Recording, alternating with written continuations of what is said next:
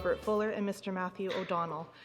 Item C, under 9, Community Services, Property Maintenance Bylaw, remove number 2, 6270 Icarus Drive. Thank you very much.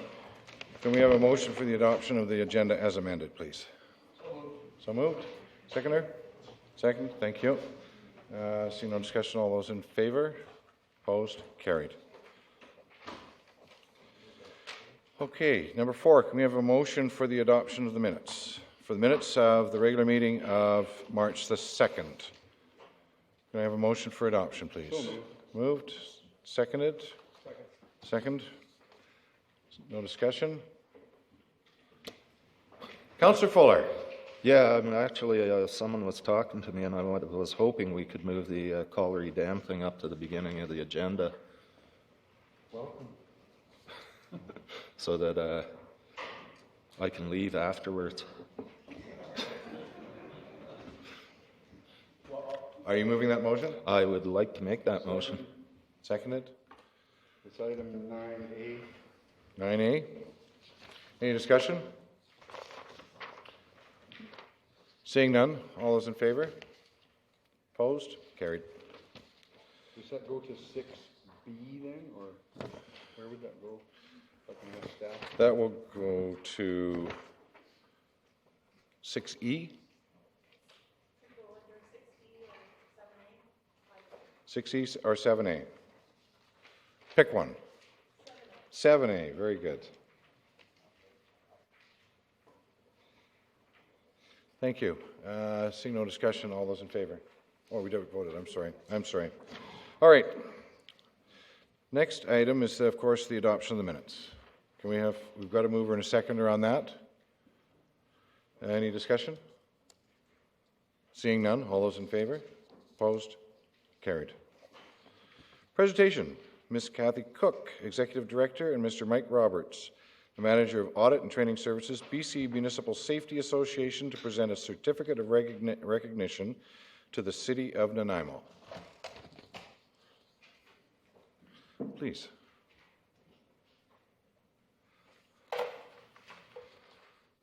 Good evening, Your Worship, members of Council, staff, guests. It's not often I have quite an audience for this. It's my pleasure to stand before Nanaimo City Council for the 4th time, and this is the 2nd time I'm here presenting the Certificate of Recognition. For those of you who have not heard of this, the Certificate of Recognition, or CORE for short, is awarded to organizations who have a health and safety management system that goes above and beyond complying with WorkSafe regulations. It involves creating, documenting, communicating, and enriching 8 elements of a safety system and measuring it through an audit process that has been established by the BC Municipal Safety Association and WorkSafe BC. Nanaimo first achieved CORE in 2011. CORE is awarded for a 3-year period, providing the organization maintains the system. It needs to create and complete action plans to ensure continual improvement and conduct additional audits in the intervening years. Your staff conducted internal audits in 2012 and 2013, and then late last year, another external audit was conducted. The overall score in the latest audit was an impressive 91%. Not surprising, the audit shows a very high degree of safety leadership within your organization. It's clear that organizational commitment is strong and that all levels, from managers to supervisors to workers, understand the value of establishing and maintaining systems that ensure your workers go home safely at the end of the day, because that's what it's all about. Again, it is with pleasure that I provide the City of Nanaimo with a certificate of recognition for its health and safety management system. Congratulations to you and to your staff. Mayor McKay, may I make a presentation to you? Certainly, thank you.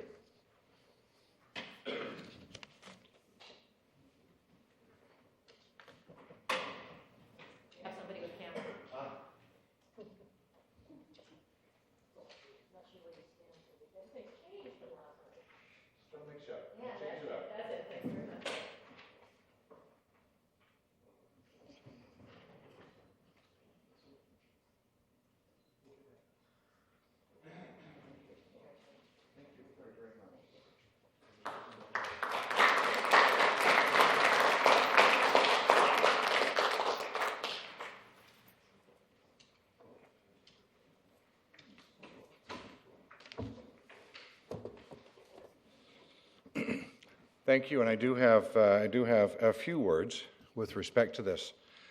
On behalf of Council and all the employees of the City of Nanaimo, I'm very proud to accept this certificate of recognition.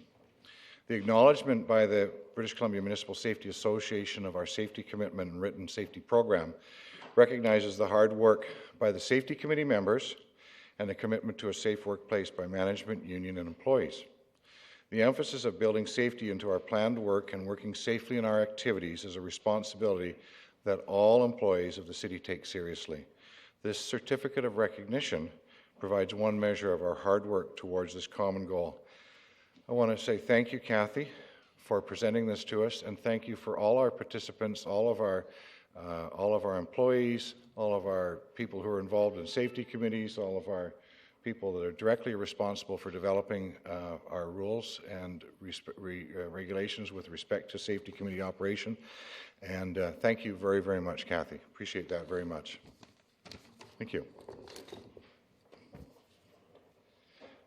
Now, next item. Mr. Bruce Joyner, Infrastructure Planning and Energy Manager, to provide a presentation regarding the City's energy management program. McKay and Council, if I could just provide a little bit of a background. Later this week, the City will be presenting our year-end results for our corporate energy management program to BC Hydro. BC Hydro provides $50,000 per year to us to hire an energy manager, and since 3 years ago they started a bonus incentive program, and we've been able to get a further $25,000 per year by exceeding our goals. And right now we're going to have Bruce join our infrastructure and planning and energy manager inform Council of this year's results and summarize the achievements since 2009. And this is a good opportunity for Bruce to give us this information of the work he's done since he started as he's retiring at the end of this week. Bruce. Mr. Joyner, how long is this presentation? About 7 or 8 minutes. 7 or 8 minutes, okay. Councillor Yoakum, I wonder if you can take the floor. I have to just run to my car. Sure. Thank you. Please go ahead. Okay. Yeah. Thank you for the opportunity. The city has been very supportive over the past 6 years, and I think we've achieved some pretty good results. So a bit about our city. There's 228 sites, approximately 1.5 million square feet of buildings, and all different types of buildings: office buildings, pools, arenas, pump stations, historic buildings. So where are we now as far as energy goes? We spend about $4 million a year on energy, of which about half of that goes towards electricity, a quarter towards natural gas, and then a quarter towards the vehicle fuels. The vehicle fuels does include RCMP vehicles as well. So of our energy consumption, about a third goes to the big rec centers, the Nanaimo Ice Centre, Nanaimo Aquatic Centre, and Bevan Park for electricity, and all the other ones are distributed as shown up there. You can see street lighting takes about 20%.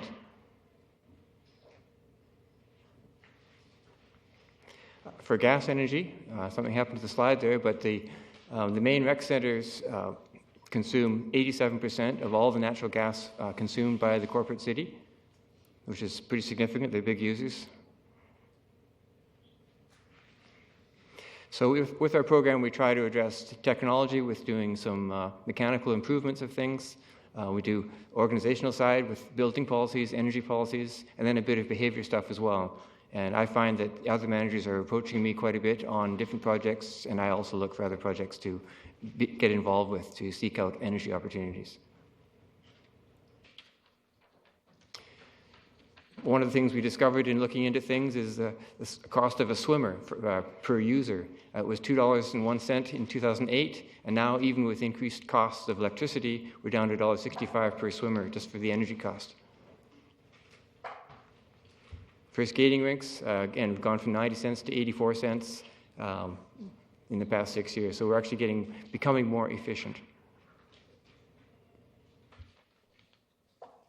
We have a policy which we developed in 2009, and the nuts and bolts of that is that we're looking for a 1% reduction in the city's overall energy consumption per year. And we also basically give the go-ahead for anything which has a simple payback of 8 years or less as far as energy, as a payback for energy efficiency projects. So the 1% target translates into 234,000 kilowatt hours per year of electricity, 573 gigajoules of natural gas, and 650 liters of oil per year. So that would save about $30,000 on our utility bills per year. With the help of BC Hydro and a few other people, we've collected $1.2 million in incentives to help pay for some of the projects we've done on the technical side. And we have further commitments of almost $250,000 for a total of $1.4 million in incentives. So Hydro has been very, very supportive of our program. And some of the results, in natural gas, we have the target, the 1% target in the red line, progressing downwards each year. And you can see that we started off at 80,000 gigajoules per year, and we're down to 55,955 gigajoules per year. So we're having some good success on the natural gas side.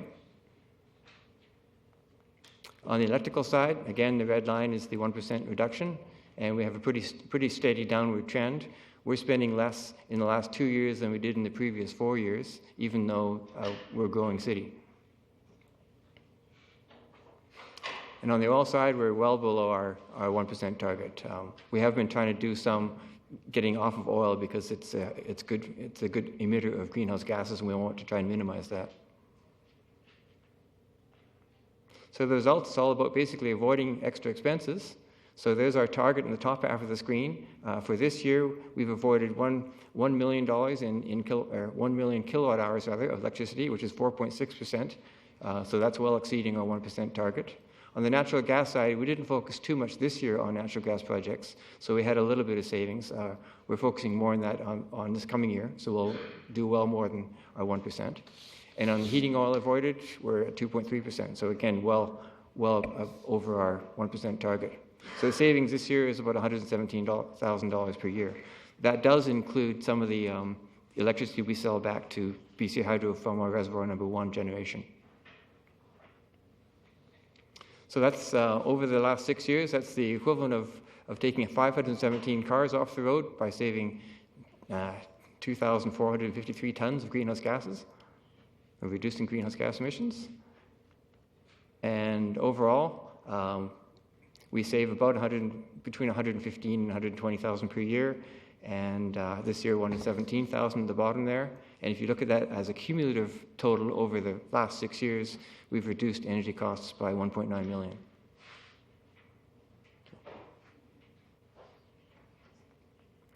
Any questions or comments?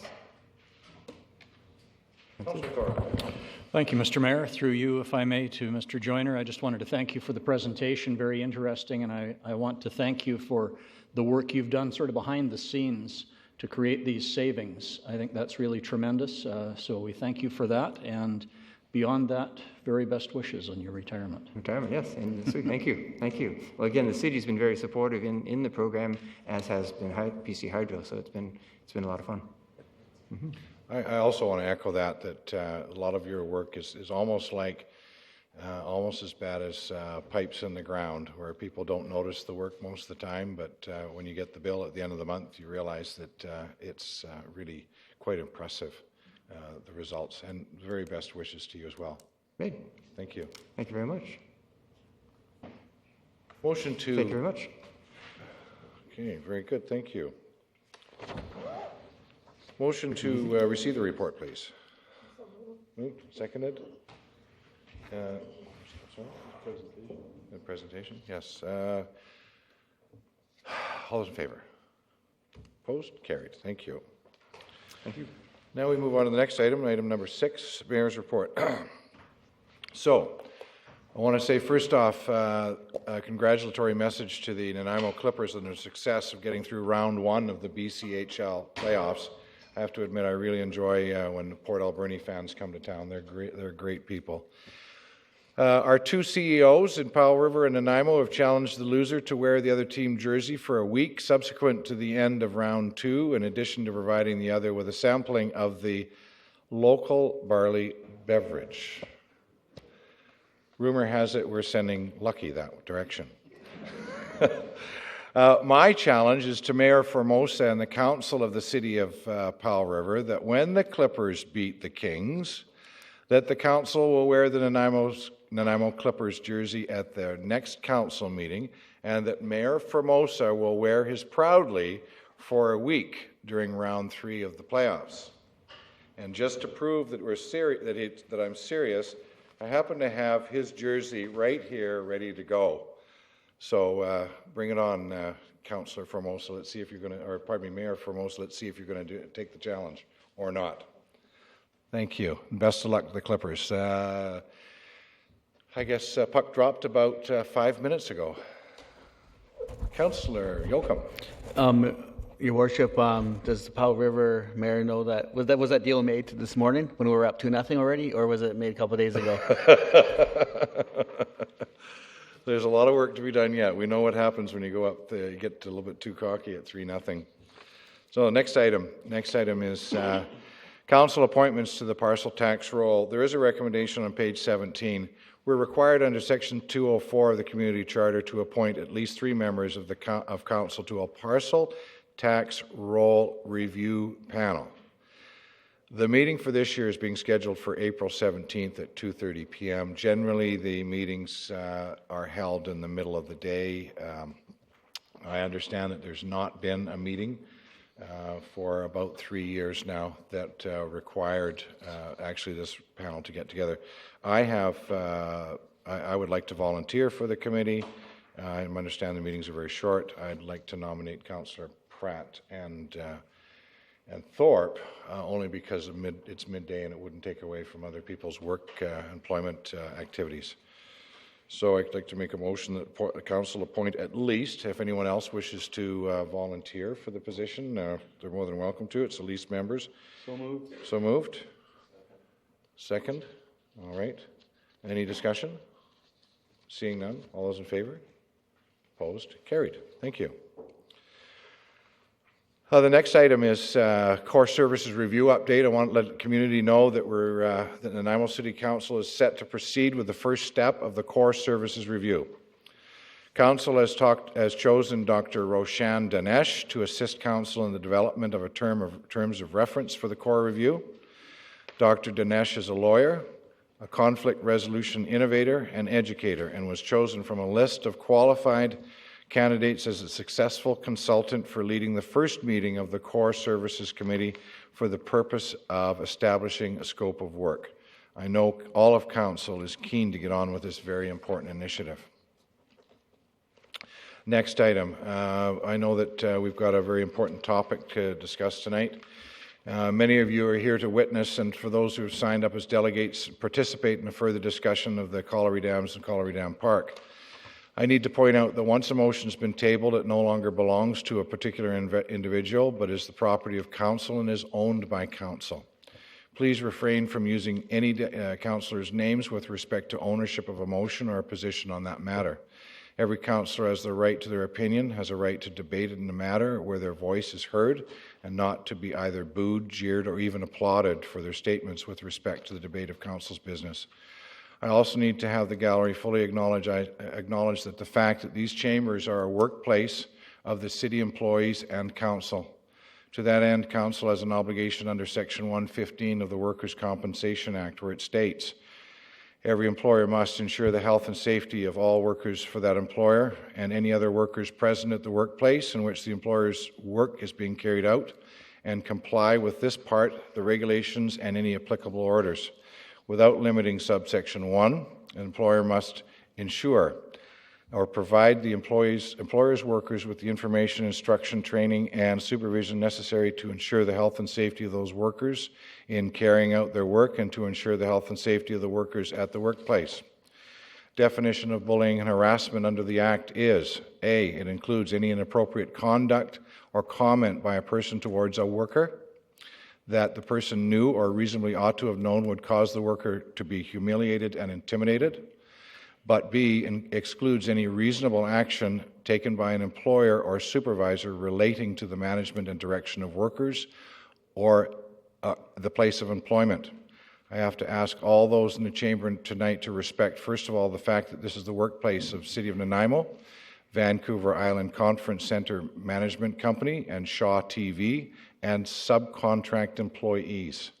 Secondly, understand the responsibility of Nanaimo City Council as the employer's representative to ensure a safe and respectful workplace for those employees. On a final note, please be cautious with your comments that would cause anyone to feel humiliated or intimidated while performing the employment role in this workplace. Thank you. Next item. Item 7A, as it's now known, Colliery Dams update. The purpose is to outline the current status of the Colliery Dams project, provide a review of the letters received from the Provincial Controller of Water Rights, and provide a recommendation to remediate the lower and middle Colliery Dams. Mr. Seward, are you going to introduce this before our delegations?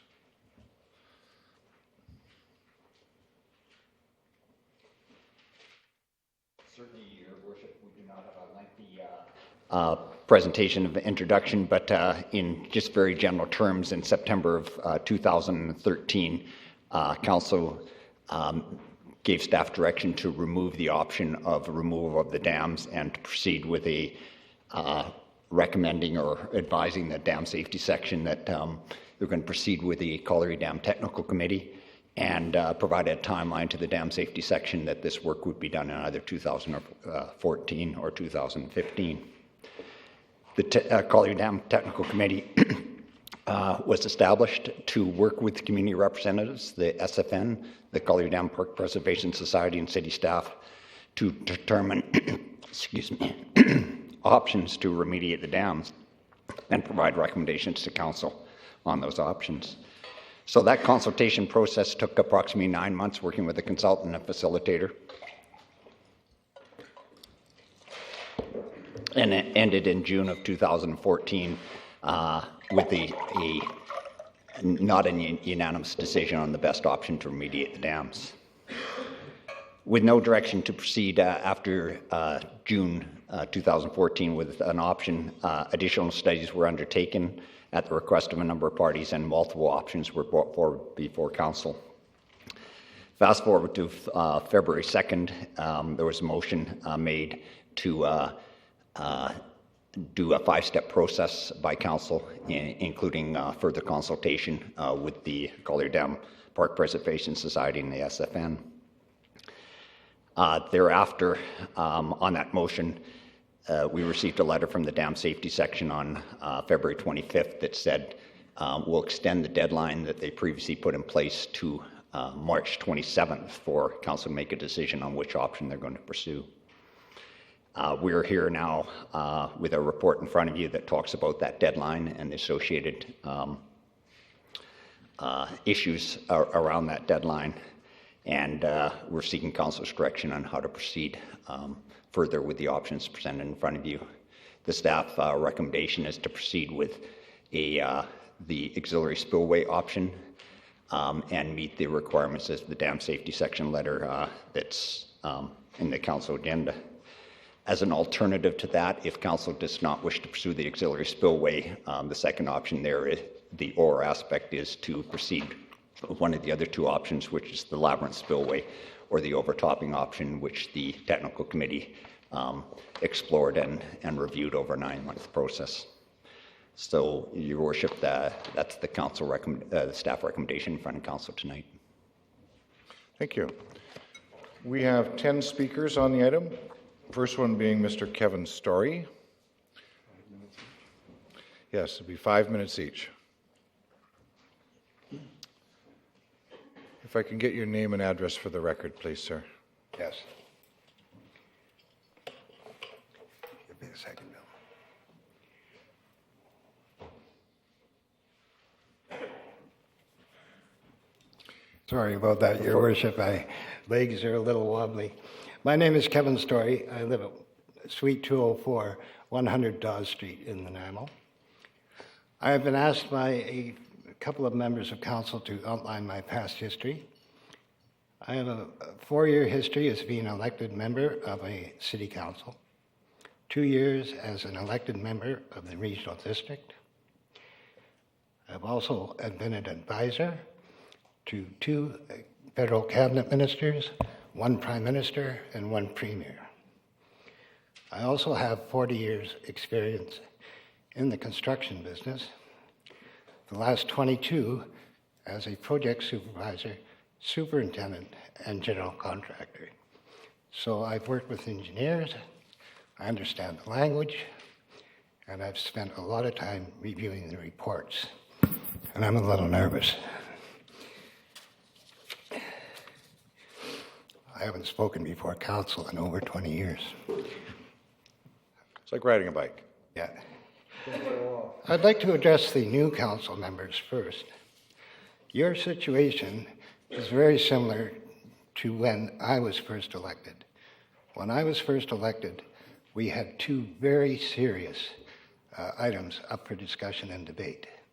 And at my very first meeting, both those items were up for third reading. And we managed to put a halt to them at that point and carry on from there. I'm here tonight as a concerned citizen to try and bring some decorum back to what I see in the newspapers and what I see online. There's been what appears to be a great deal of misinformation, reported intimidation, and false information. And I come before you tonight with facts and figures that are provided to me today by the Department of Municipal Affairs, the Minister's Department, and also some of your own bylaws. Now, the first thing that I would like Council to consider is that the agenda item regarding the Collier Dam be removed from tonight's agenda, as it does not appear to be in compliance with the motion of Councillor Yosham of February the 2nd. Item B. It is in direct contradiction to that, as there has been no consultation with the user groups.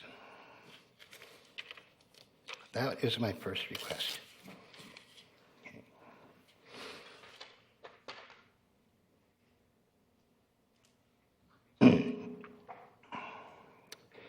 For the purposes of this discussion, I won't discuss the engineer's report. I've read it thoroughly. It is adequate. It is, however, lacking in some information that I would require. But I understand that due to time parameters, that wasn't possible. The testing and methods used by the engineer are industry standards and are adequate. So I have nothing negative to say about the report. The option that is on the table tonight is not the option that I would suggest. I won't go into the option that I suggest, because I don't have time. But everybody on council, I would like you to understand that there is no provision in the engineer's report for the removal of hazardous waste. There's no dollar amounts in there. So whatever option is decided upon, I would estimate that you could add $3 to $4 million for that function alone to the figures in the report. That's all I'm going to say about the engineer's report. Excuse me, I'm a little bit disorganized here today. Okay. I'd like to discuss the subject of liability that has been brought up before council on many occasions. Today I received from the Department of Municipal Affairs an email that identifies the protection afforded to council members. You are protected under liability by Section 826 of the Municipal Act, Section 290 of the Local Government Act, and Section 287 of the Local Government Act, and you are also protected by bylaw number 7002 of the City of Nanaimo. you cannot be held liable for any vote that you make unless there is criminal intent, or if it is in direct disregard of an order from the Minister of Municipal Affairs. Those are the facts, and I have emails here backing them up. Secondly, I would like to talk about... Excuse me, sir, but you're over a minute beyond your time already. I've got a minute left? No, you're a minute beyond your time already. Oh, my God. Okay. All right. I'm going to then try to finalize because I have a couple of requests. I'm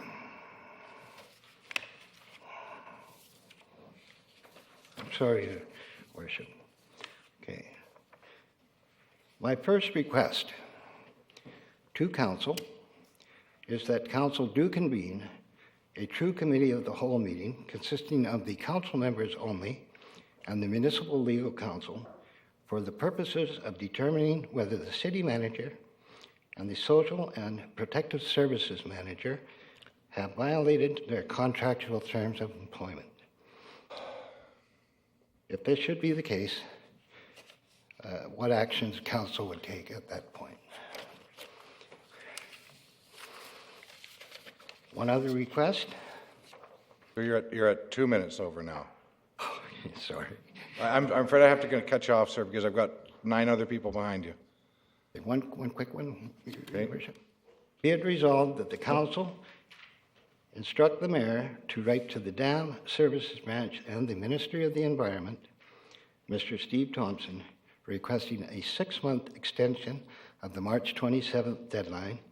The reasoning behind that is that we now have new information and we are looking at a new proposal. I have these out and can turn them in. I'm sorry that can't believe I went through 5 minutes that fast. If you want to give those, did you want to give something to the clerk, sir? Yeah. Great, thank you very much. Any questions for the delegation? Seeing none, motion to receive the delegation. So moved. So moved? Seconder? Second? All those in favor? Opposed? Carried. Thank you. Thank you very much, sir. Next one. Next is Mr. Daniel Lapel. I'm sorry, I didn't mean it that way, Dan. I'm sorry. Okay. Please, go ahead. Name and address for the record, please. Dan Appel, 142, 940 Hecate Street, Nanaimo. The purpose of this was basically to give you a suggestion and to follow up a little bit, to encourage Council to speak directly to the Dam Safety Board as a group, hopefully, as a group. And I present you with this. There's a copy of it in front of you in your table there, and it's up here on the screen as well, with a suggestion, basically, of a letter to send to the group, which is basically 4 points, and I'll run through them very, very briefly and very quickly. So the first one is that we think the risk assessment might be too high, and we think that a little more evidence to suggest that either justify the assessment or to reduce it would be needed. And for this, we would like a little more time. Since this is not a trivial matter, I think this would be a worthwhile request. Also, we think not enough consideration has been given to the consequence of these modifications to the dam during an inundation event that would be extreme but not severe enough to cause dam failure. Those intermediary events. I think, and I think you might agree with me, is that the dam itself performs a very important function in water control downstream. Not just the one dam, all 4 reservoirs, as a matter of fact, perform this. And we do not think that these modifications that have been recommended would allow the dams to function as well as they are doing now. And I think some effort has to be made to address that concern. Wrong way. Thirdly, given that the costs associated with the remediations to this structure have so far indicated that they're well in excess of the value of loss that would result from the risk, the risk associated with them. We have an extremely low risk and an extremely low cost relative to the costs of remediation. And from that, we conclude, basically from a cost-risk analysis, is that we just do not have the resources or the technology to effectively remediate these structures at this time. Although we should be open to any alternative that is cost-effective and would reduce risks associated with those dams. Secondly, I think we have been and we should still continue to review and improve our emergency response plan for these dams. I think those 4 concerns, I think we all share. And I don't really think that unless they're addressed clearly and effectively, I don't think we can honestly make a correct determination on what should be done with these dams. And I think a letter indicating that we have done our diligence as far as looking at these reports and our concerns, and we do have legitimate concerns, would allow us to extend any sort of deadline that might be confronting us. I think that's about it. Great, thank you very much. Thank you. Any questions for the speaker? Councillor Kemp. Yeah, just on one. You're basically saying that the emergency plan that's in place currently, it was established on the old risk, I think, of back in December 2013. Mm-hmm. So that plan needs to be updated. That's your point? Updated, yes, and maybe specifically oriented towards flooding instead of just earthquakes. Yeah, thank you. Thank you. Seeing no other speakers, can I have a motion to receive the... Thank you. Second? Thank you. All those in favor? Opposed? Carried. Thank you very much, Mr. Appel. Next speaker, Mr. Fred Taylor.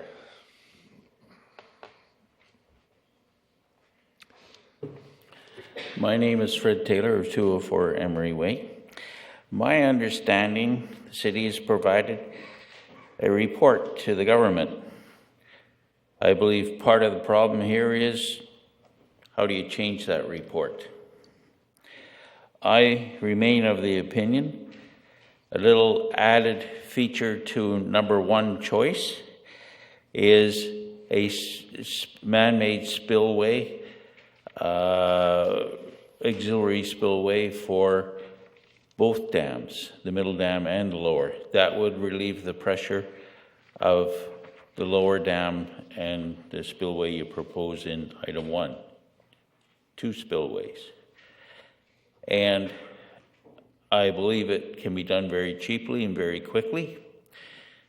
I believe that if you do a drawing similar to what's been done for Westwood Lake, auxiliary spillway, and Witchcraft Lake, and the ditch behind from Long Lake to Diver Lake, which is a little bit different situation but similar, and present it with a water license application to the government to relieve the amount of water going over the spillways that are there now, I think it would be acceptable.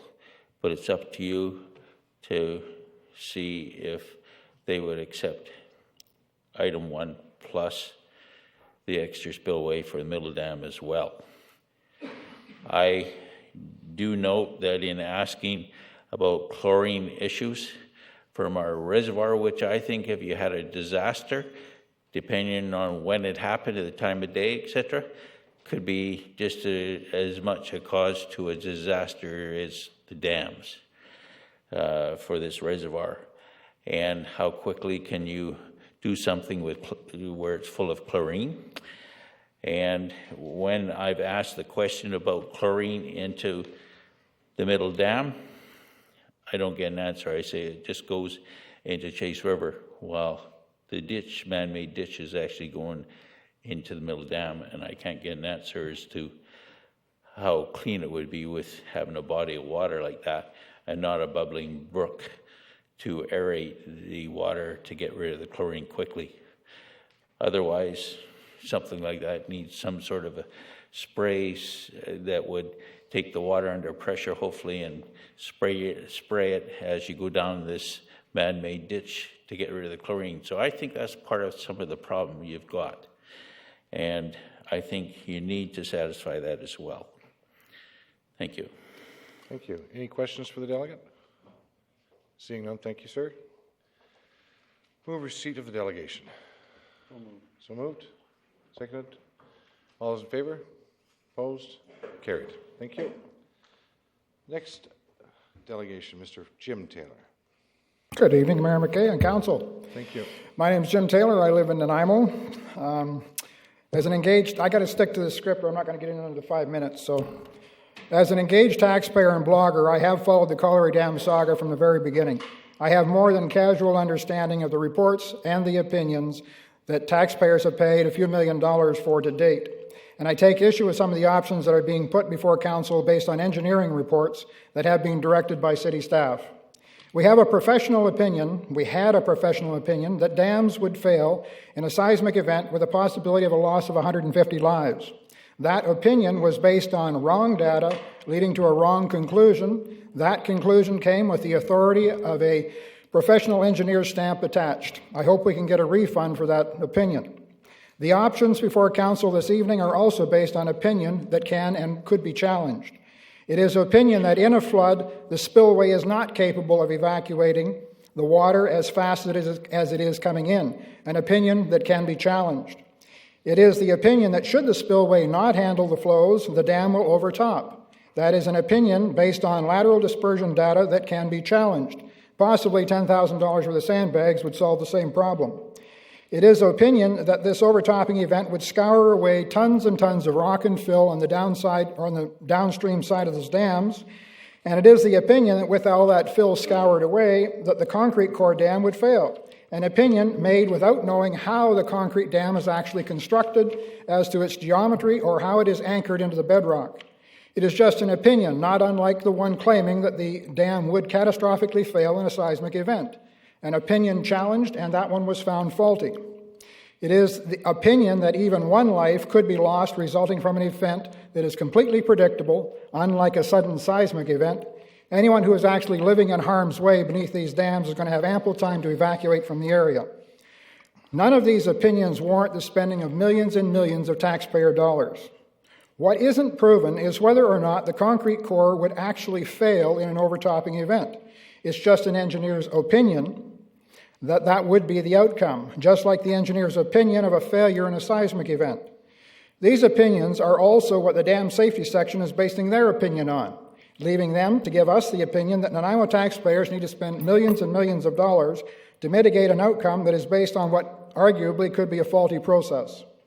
I would say that in my opinion, which is based on more than casual knowledge of this whole matter, in fact, my Colliery Dam file on my computer has got 1.5 gigabytes of information on it already. The current choice is before Council to spend massive amounts of taxpayer money and cause massive destruction to the Colliery Dams Park is based on a flawed exercise with incomplete data that can be challenged. If Council decides to spend that many tax dollars to mitigate the results of this enormous flood that would cause this event, you're going to be derelicting your duties if you do not apply the same safety standards to all risks citywide. And should you decide to do that, I think you're likely going to find the Nanaimo taxpayers are not able to afford the tax burden that such a standard would impose on them.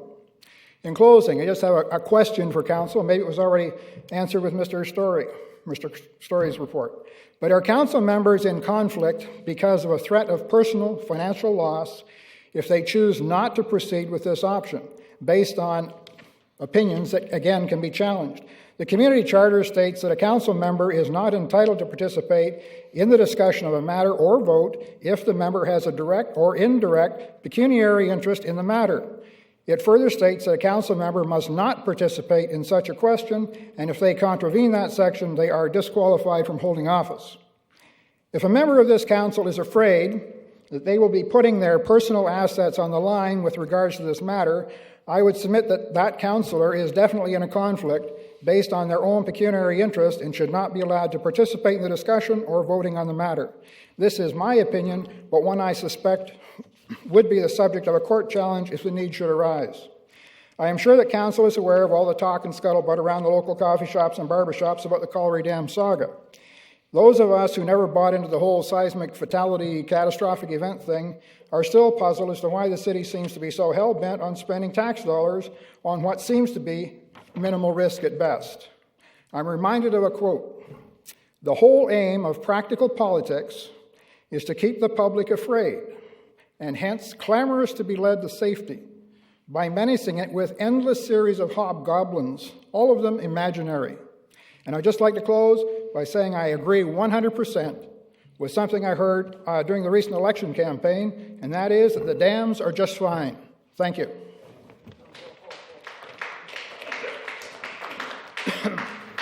Thank you. Councillor Bestwick. Not a question for Mr. Taylor, but a question to staff. Do we have a legal opinion regarding the notion of a conflict of interest under the terms of reference provided by Mr. Taylor? Your Worship, Council was briefed on the difference between the community charter and the area of potential liability. Yes. What's the question? You cut yourself off. Never done that before. Have we? Was the question asked of our solicitor whether or not we chose not to vote one way or the other for fear of the circumstance that may make us personally liable? Was that the question that was asked of our legal opinion, or was the question asked to provide legal opinion on the letter provided by the Dam Safety Branch to act not later than March 27th, and what the consequences may be? Your Worship, if Councillor Bestwick or any councillor doesn't believe that they had thorough legal advice, then we can seek out further advice. But the area that I think is in question was asked by a councillor in the discussions with the solicitor with you present. Although it wasn't asked in that specific way, it was asked in terms of the community charter's impact versus the area of the issue that causes liability, and it was answered by the solicitor, and you've been briefed. Then, that being said, then I would ask any of my colleagues who were in attendance at that meeting with the solicitor whether or not they are of the opinion that they've received the answer of personal liability as the question has been framed. And if any of my fellow colleagues would like to participate. Your Worship, maybe just to cut to the chase, it doesn't apply in this case. That's not the reason that there is potential liability. That's what you were advised. So thank you. So the information provided by the lawyer did not outline the conflict notion as it relates to this topic.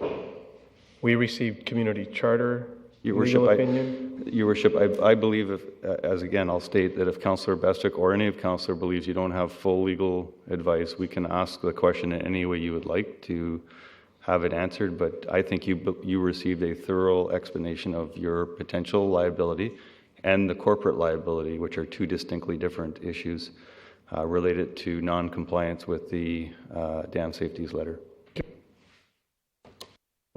Thank you, Mr. Taylor. I don't see any. Oh, pardon me, Councillor Fuller. Do you have a question for the delegation? No, I was just Call for receipt then of the delegation? Actually, I was just going to ask which section of the community charter, because you didn't mention that.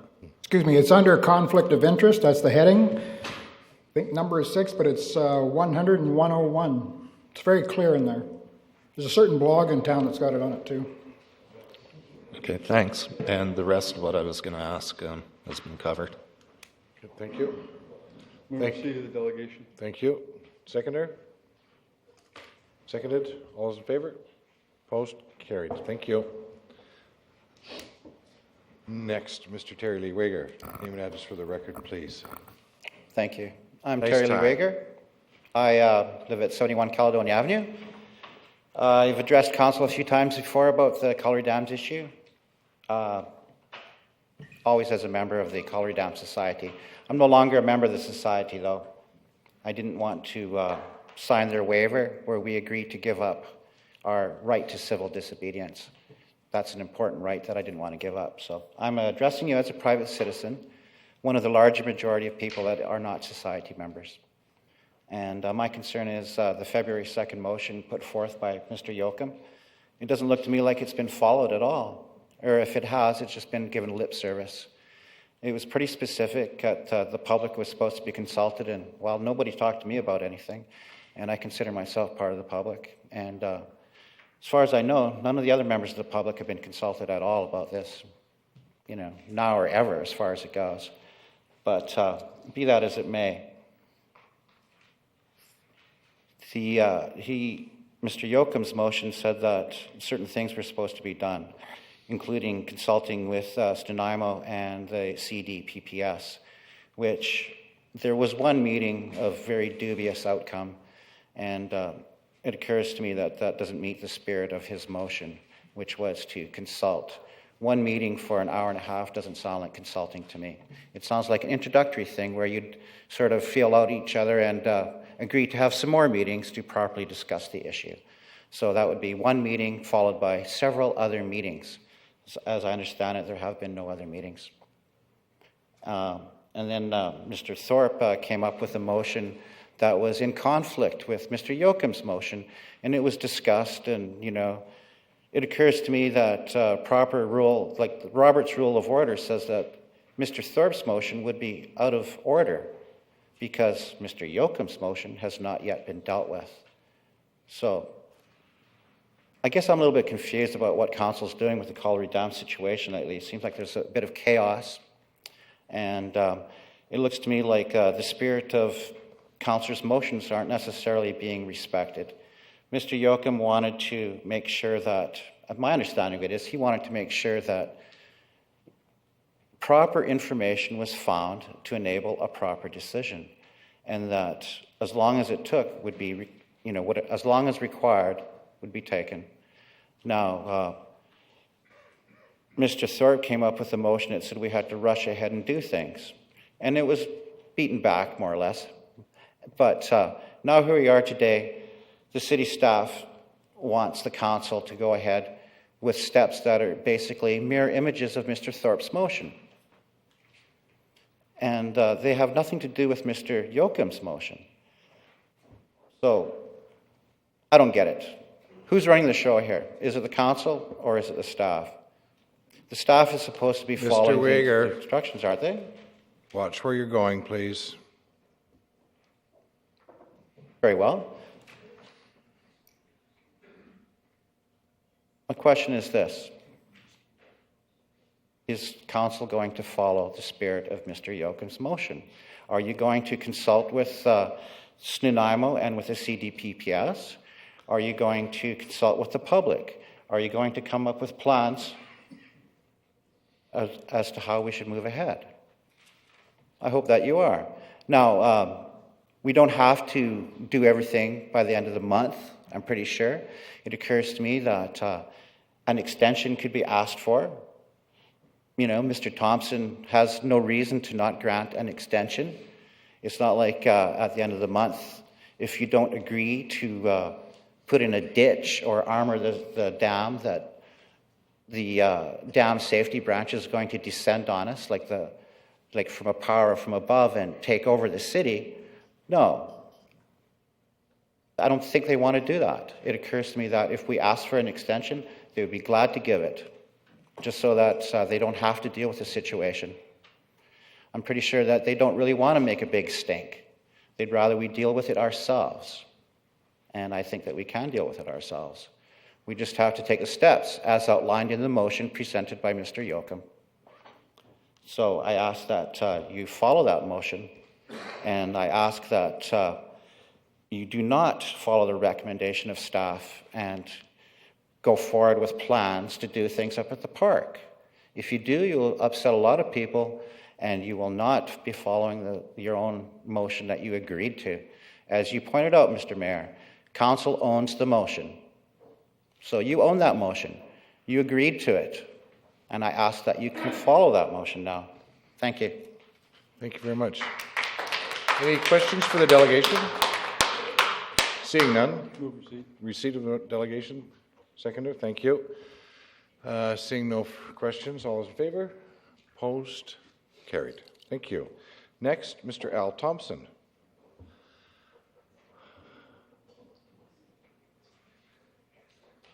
Please tell me you brought your glasses.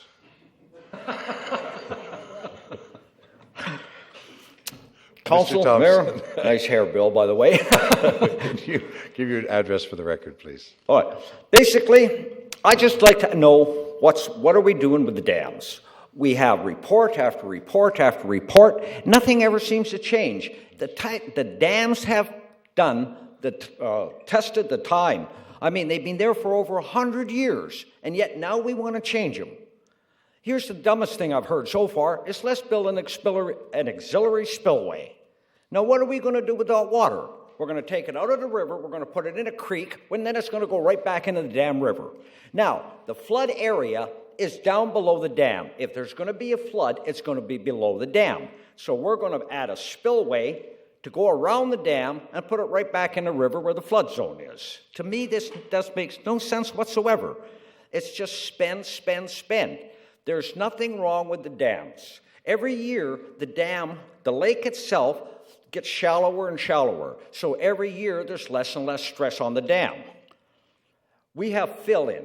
Now, with compaction, the dam gets stronger by the year, yet we have less water in the dam every year. Where's the problem here? Why do we have to change something that there is nothing wrong with it?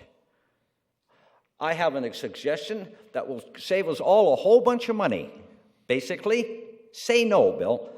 Everyone, say no. There's nothing wrong with the dam. The provincial government or anybody cannot tell us what to do with our property. We cannot be held liable for something that may or may not happen in another 250 years. Every year we get less precipitation. Look up in the hills, there's no snow there. We'd be lucky to have any damned water in the dam at all this year. We're going to run out of water, and yet we want an auxiliary spillway? What for? Gophers to run up and down? That's what you get when you get dry, is gophers. Why? Why are we doing this? We have to stop this. This is nothing but a pure waste of money. We don't have any money. At least I don't. You have some money because you're liable to get sued for something that ain't going to happen. Let's stop the silliness. And in all honesty, that's all I really have to say. Please stop it, everybody. It's crazy. We don't need it. Why do it? Thank you. Thank you, Mr. Thompson. Any questions for the delegation? Seeing none, I ask motion to receive. All those in favor? Opposed? Carried. Somebody left their glasses here. Al, you need a new pair? Leon Cake, 5936 Schooner Way, member of the Technical Committee. I'm hoping tonight to present some information and a snapshot of almost a year and probably about, I measured today, 18 inches high of paperwork that's come up from the dam. I have to print things. I can't, pay attention to the computer and look at all the stuff. So I want to start here by saying we are no longer talking about the most dangerous dams in BC. So we've taken that off the table because we were the most dangerous dams in British Columbia at one time. One thing for sure, all the annual reports, including the 2013 and the 10-year report, the city report, all indicate dams have not changed and are in satisfactory condition. Dams survived both the 1946 quake, magnitude 7.3, 1976 quake, magnitude 5.4. There's been some discussions each time about the fact that our committee wants to do nothing. That has never been what our committee wanted to do. We want to do the most economical way to address this situation. So what has the city done in regards to all the years of the reports I've read? Started in 1978.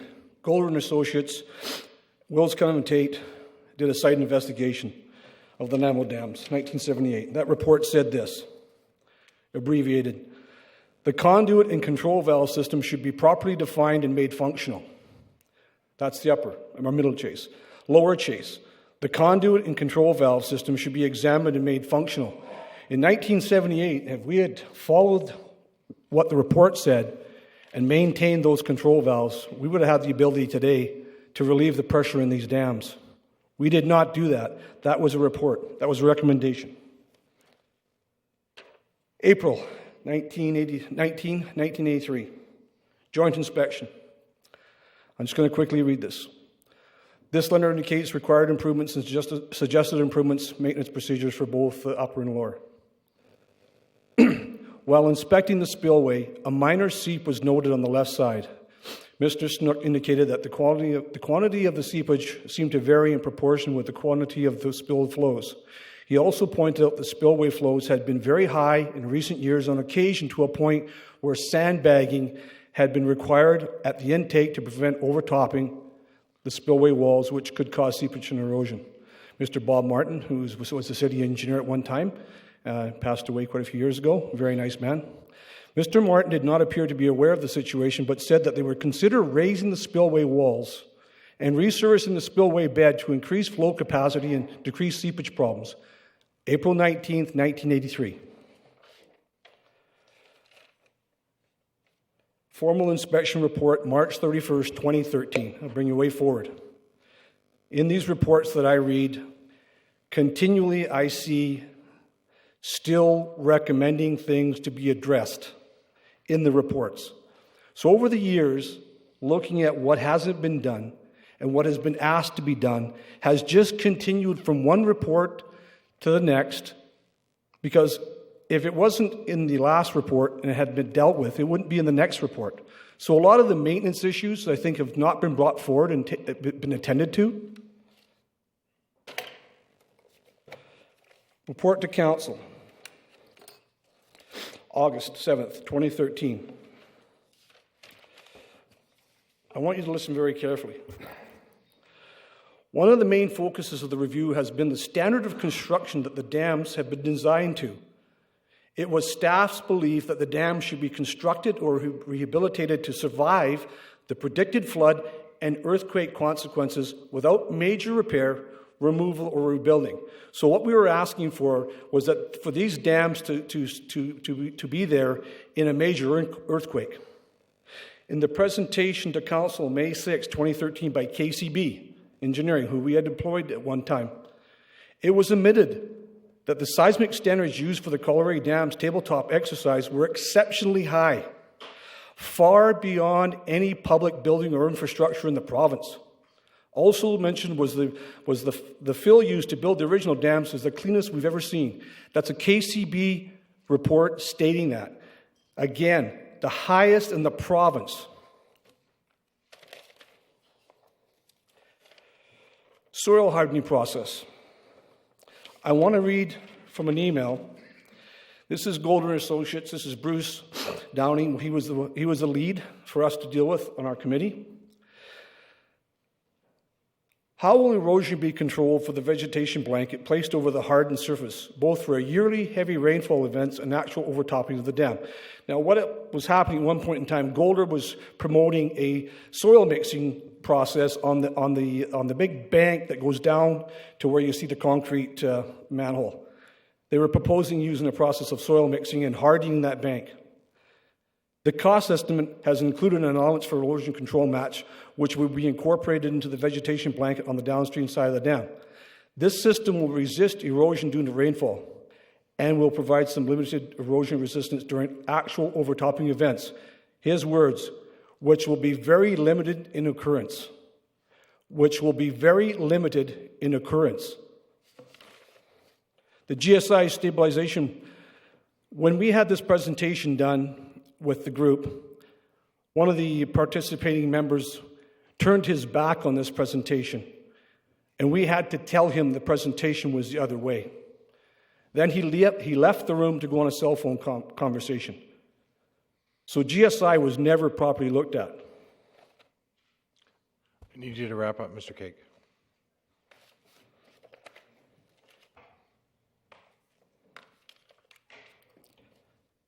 There was never an environmental study done in any of the reports and $2 million of the work being done. When we want to talk about the habitat in the dams, we never did an environmental study. The thing that bothers me the most is the correspondence between the city and the dam safety branch.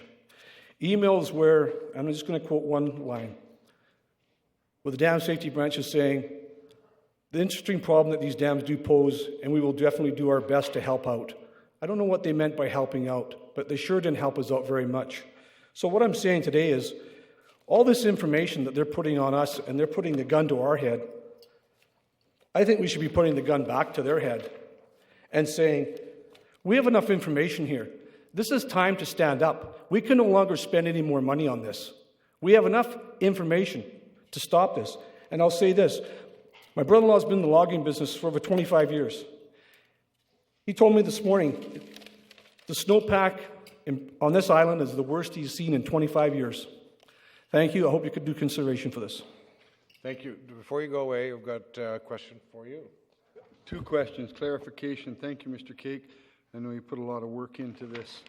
You talked about the 1983 sandbag and raising the dam, but you talked about the tabletop exercise, and it was done at, it's just tabletop, so it wasn't, it's just an exercise on paper. But it was done. Well, this was a site visit where they actually, all four, Lyle Banga and Bob Martin, were actually at the dams and actually doing an investigation. These comments were being made at the time. They were looking at what was happening. And at that point in time, they had suggested that they should raise the spillway walls at that time.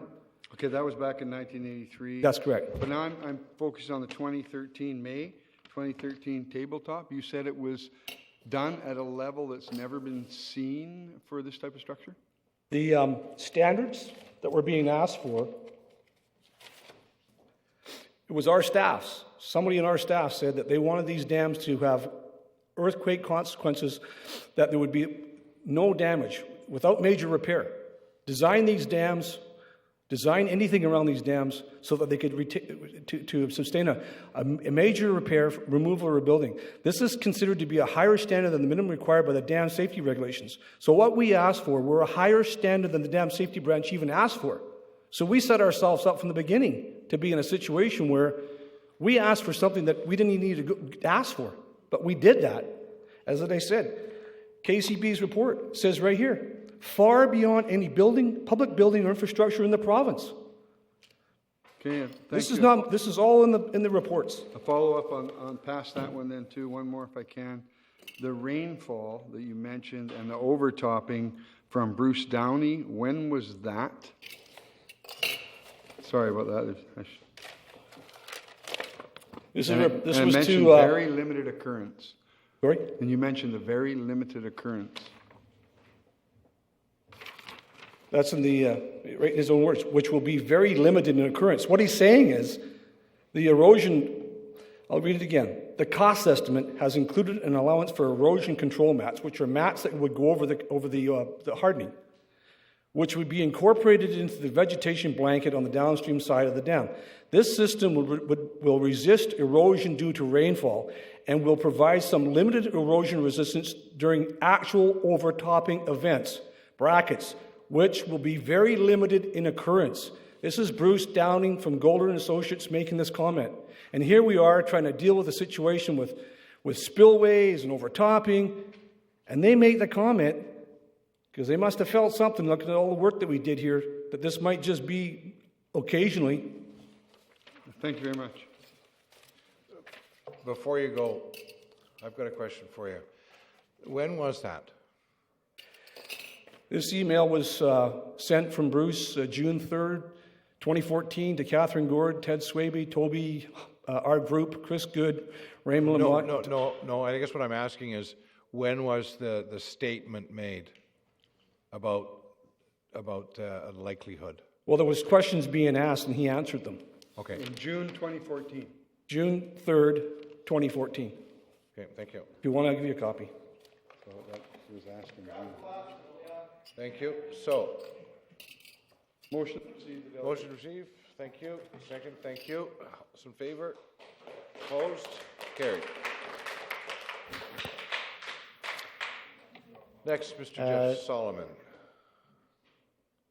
I don't have to say my name. Jeff Solomon, 6556 6th Street. Thanks for having me. I'm not going to go into a very long presentation. I've presented here a number of times, and I think you've heard a lot of what I've had to say. And you pretty well know the theme, and that's that there should never have been the sense of urgency to make big decisions with regards to the park. That sense of urgency was fabricated, and it should never have occurred. And we need to acknowledge that and accept responsibility for that if we're going to go forward and make good decisions. I've always said, for a long period of time, this isn't just about the park. It's the way this council, it's the way decisions are made in this city. It set an example for how important decisions are made. And there's been many, many mistakes been made, all for a number of years. I know some of the councillors, many of the people in this city are very, very tired of hearing about Colliery Dam Park. And I can assure you that I too am very, very tired of putting my energy into attempting to save the park from imminent destruction. It's a beautiful place and I want to enjoy it. And I think that most people would like to let it be and let it rest. Make the changes that are necessary, but we want to move on as well. We also want to move on. But we do not want to just make rash decisions because you're tired of hearing about Colliery Dam Park. When Leon was talking about limited occurrence, it's because there's never been an occurrence of the dams ever overtopping. Other than the one time in the 50s in the Middle Dam. We've said that many, many times. So when we say limited occurrence, it's because it's never happened before. And we're talking about events that were of 30,000 years or 1,000 years. These are hypothetical events. Yes, we may need to make some changes and may need to make some alterations, but the important thing to do is to not make a rash decision that could eventually set a direction for the city that if you set a precedent here at Colliery Dam Park and you make these kind of decisions in terms of asset management, you will bankrupt the city 10 times over. Any time that something comes up and say, asset management, this could happen, this could occur, it's never occurred since the beginning of times, and even if it did occur, not much consequence, but you're all responsible. You need to make this big call, and you need to spend millions of dollars. If you want to manage your city that way, I don't think we're going to be able to do it. So I really need everyone to take a step back, to abandon the sense of urgency. We do now finally, when we started this process, the park was considered a liability. They wanted to get rid of it. It was very, very clear. Discussions about that many months before it even arrived on your desk saying, it's got to go. It's now considered an asset, but you need to make a decision on how you manage your assets. I'm very pleased that the park is considered as a valuable asset for our community, but to spend millions and millions of dollars for very little or any benefit, we have to be very careful with that. Because as I said the last time I came, money spent here is taken from money spent elsewhere, and we only have finite resources in terms of what to do with that. I'll leave you with that. Thank you. Thank you. I have a question. Councillor Kipp. I have a question. Have you or your society reps ever said do nothing to the dams? No, we've never said do nothing. We've always said, as we've said many, many times, cost effective, least intrusive, and those are attainable. as long as there's direction given, don't bring me back blowing up the spillway at 8.1 million and blasting into bedrock. Don't, as I said many times, 15 feet deep into bedrock for 1 inch of water for most of the year. Come on, that isn't the way we want to go. We've always said we can do this, but let's make it reasonable. Let's make it something that people will understand, that if we're going to spend some dollars, then it's got some value to it. Thank you. Thank you. I see no further speakers. Thank you, sir. Move receipt of the delegation. Seconded. All those in favor? Opposed? Carried. Next item, next delegation is Mr. Robert Fuller.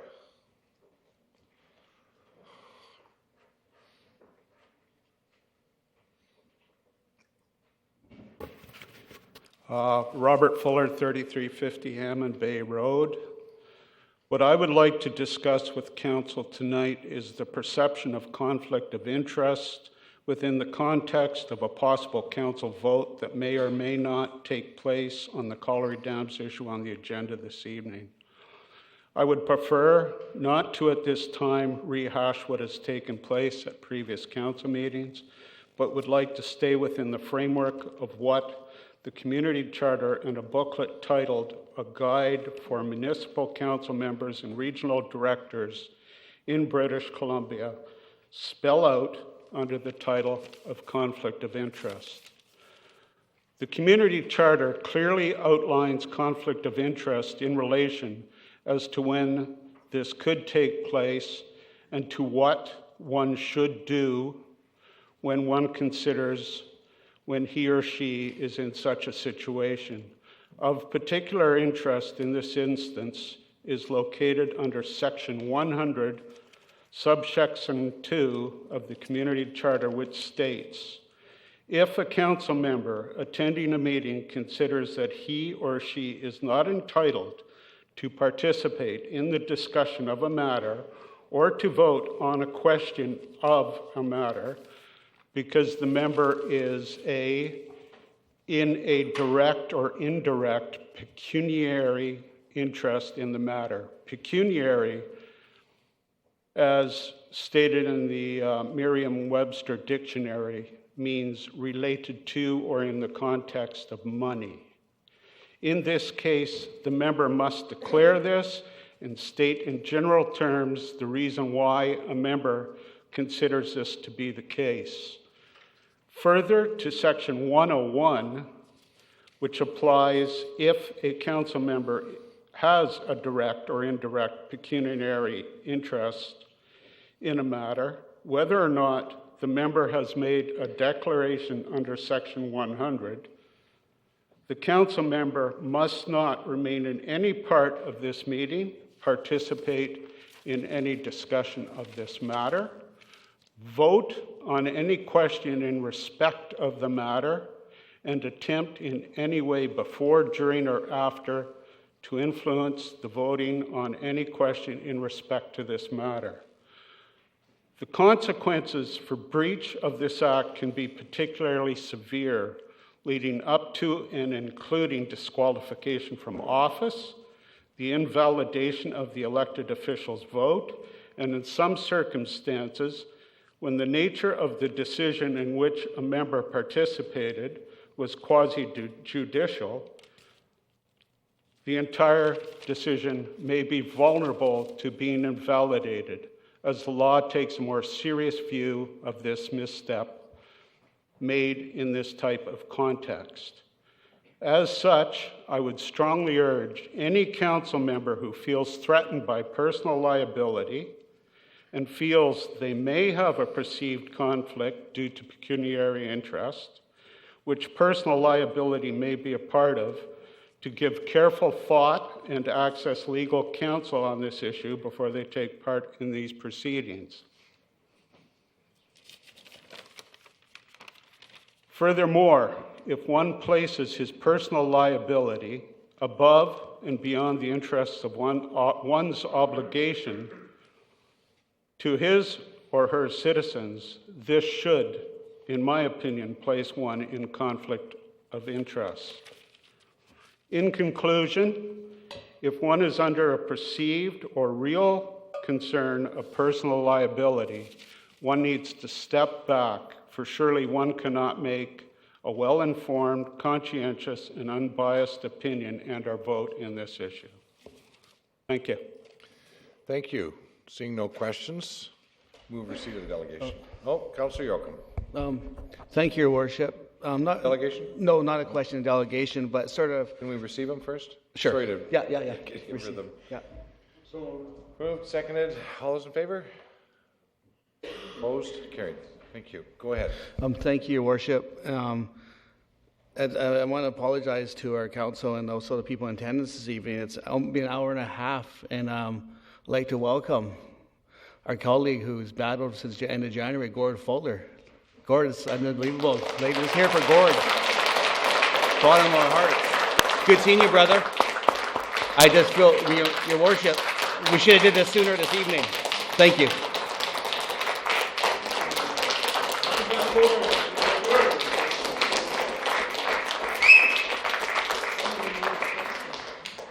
Thank you, Your Worship. It had to be acknowledged. Thank you, brother. Glad to see you over there.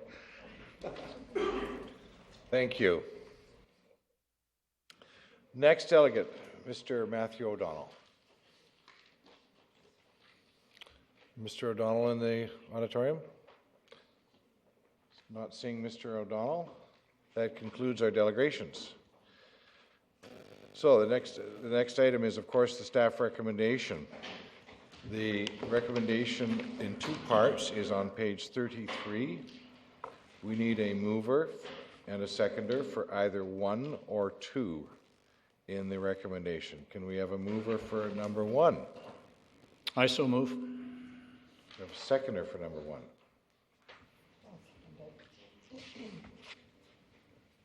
Seeing seconded? Okay. Thank you. It's been moved and seconded. Discussion. Go ahead. Thank you, Mr. Mayor. First of all, thank you to the delegations, and I certainly agree with several of the points that various people made. I would personally prefer not to disturb the Colliery Dam Park in any way. It's a beautiful spot. I would personally prefer not to spend any more money on remediation of the dam. But as I think I've said before, I feel that we're at a point now where we as a city does not have a choice. And I know that people disagree with that, but that's my opinion. If we don't approve an option now, I'm really afraid that the choice will be taken out of our hands.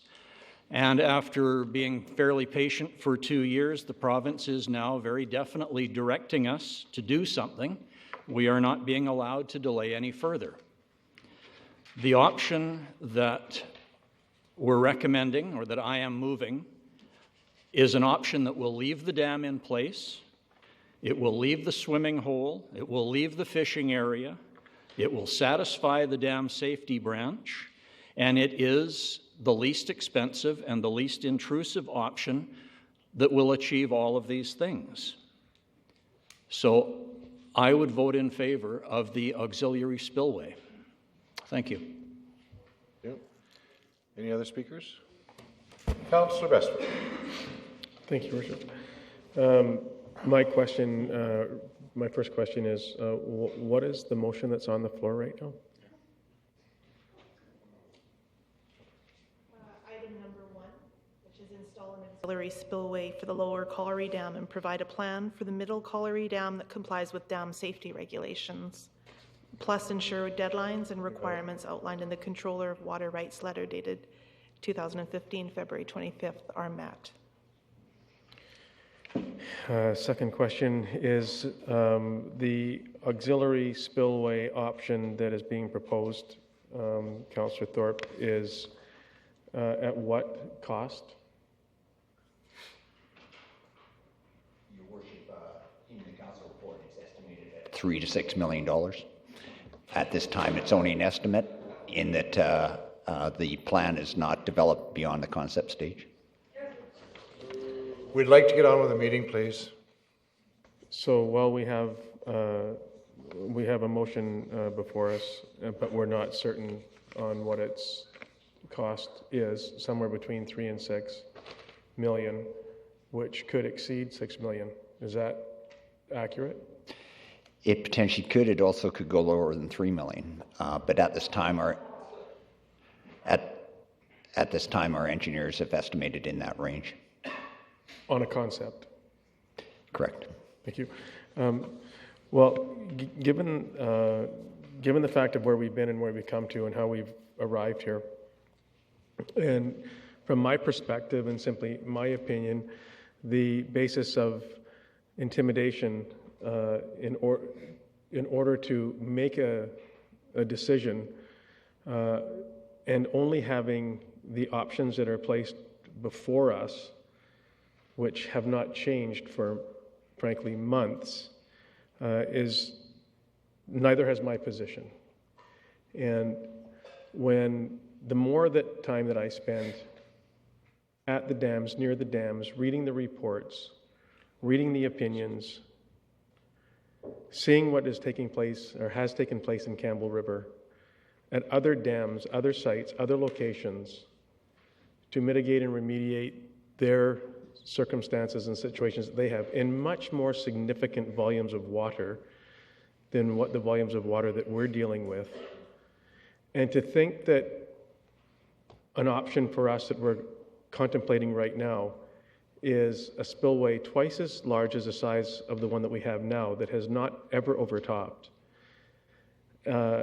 whereby we need to add at least 7 feet of water to that dam right now for the soles of somebody's feet to get wet standing on the dam,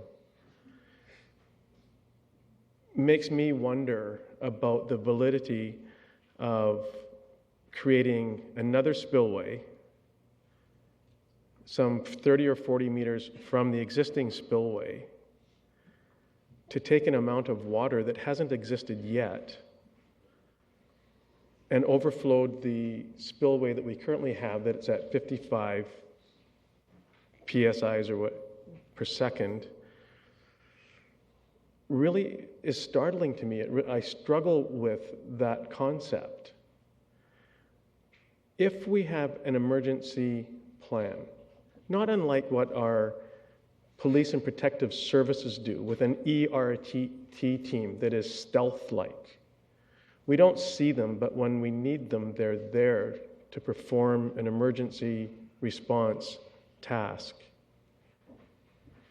From my perspective, this is not about seismic.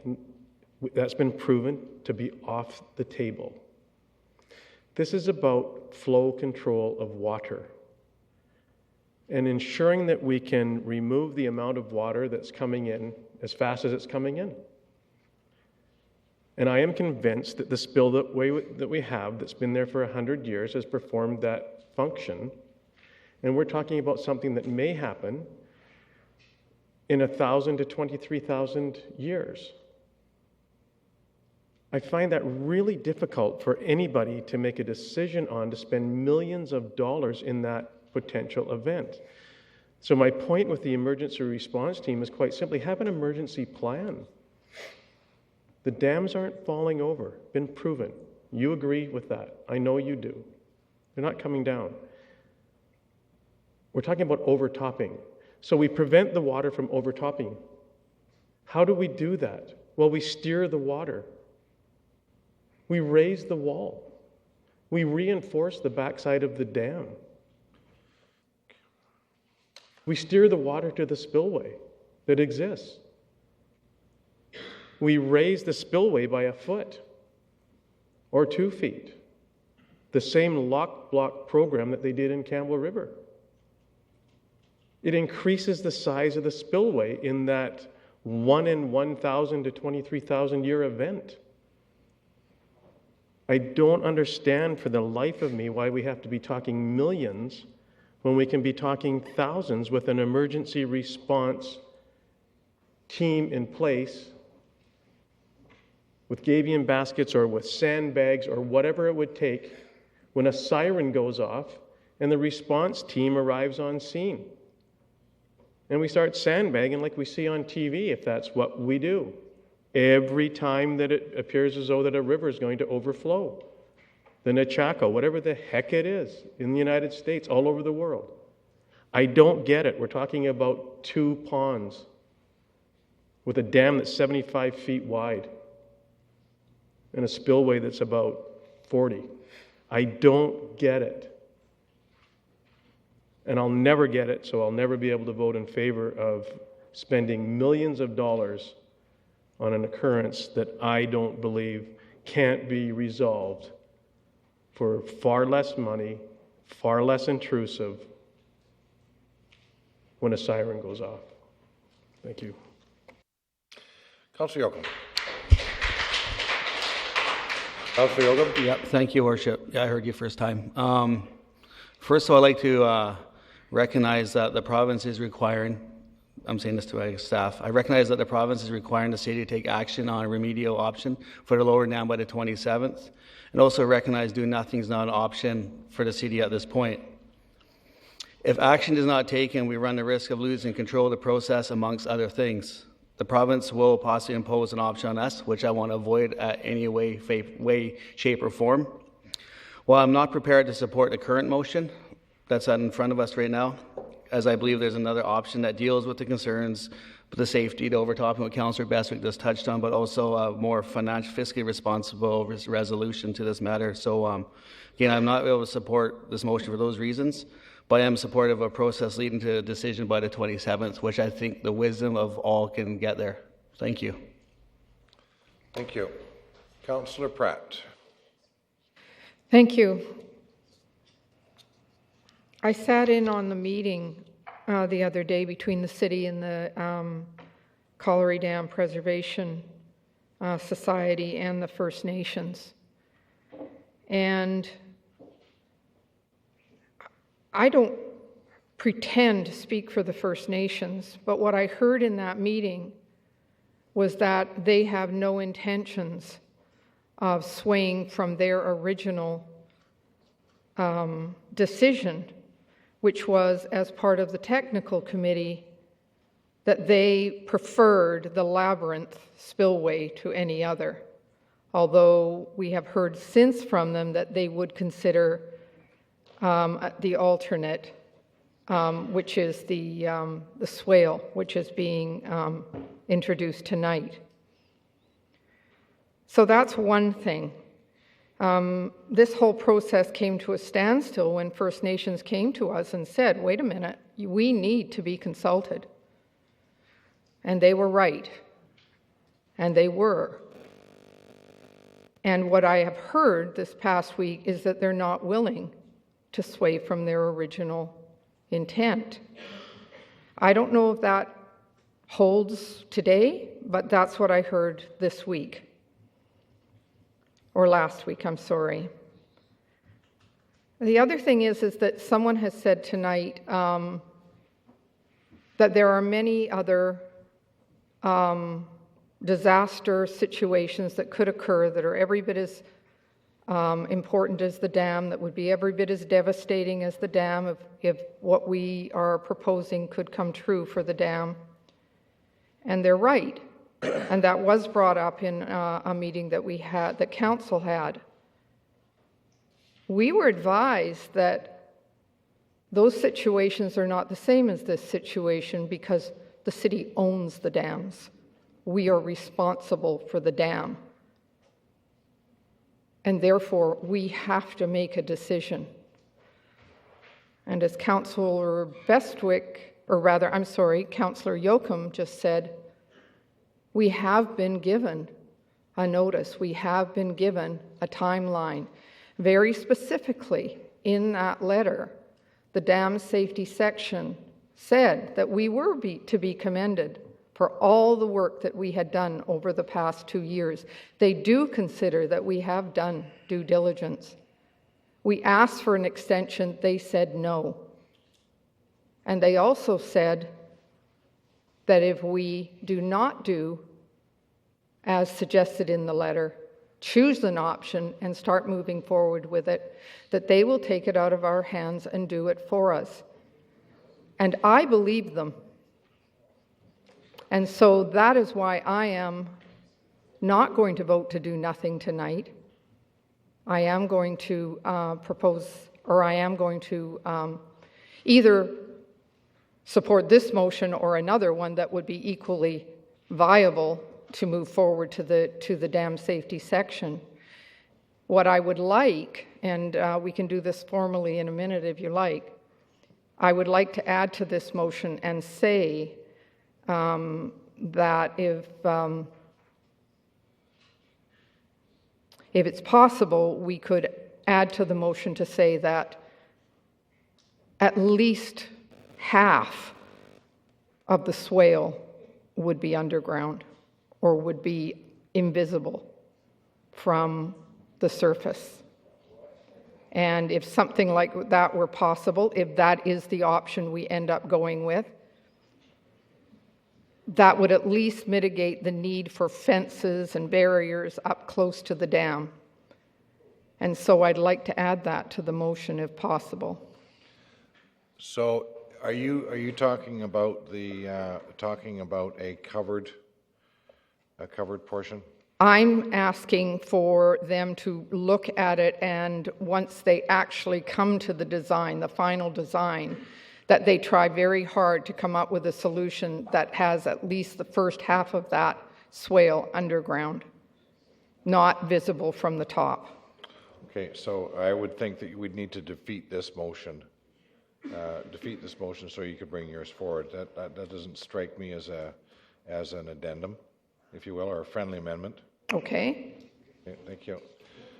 Councillor Hong. Thank you, Your Worship. Just a question to the staff right now. According to this recommendation, provide a plan for the Middle Colliery Dam. Was that the $3 million that we're putting aside for it, that we budgeted? Is that the plan? Your Worship, what the recommendation is to, we would retain Golder to find out alternatives to address the Middle Dam, and we would put that money aside in case it was needed. Through our discussions with the technical committee and the dam safety section, there was a belief if the lower dam was properly remediated, there may not be a need or a very much more limited need to remediate the middle dam. But in the latest letter from the dam safety section, they've gone ahead and said we have to remediate both. So that needs to be an issue that's discussed back and forth with them to try and find the most cost-effective solution, or no upgrading potentially for the middle dam, but that will involve further discussion. Great. So thank you. So the option of further discussion is still on the table because it doesn't seem like they're going to be kind of axing us off Or the middle dam. So, just because of that, I don't want another $3 million or another $2.5 million in studies with, if we're going to have to negotiate with them. So just for that, I can't recommend this. The costs are just way out there. They're just not, they just don't seem to fit for the value that we're going to get out of the dams and the potential hazards. And I can't support this motion here. Thank you. Thank you. Councillor Fuller. First off, I want to thank Councillor Yoakum for the wonderful welcome. Embarrasses the crap out of me, but thank you anyway. My doctors might not appreciate me being here tonight, but this is such Bring a note with you tonight? No, I didn't.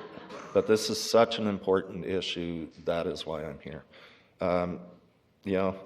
This whole thing started off with guesswork. There was a guess that it would be $7 million to $20 million to remove or replace the dams. Proven wrong.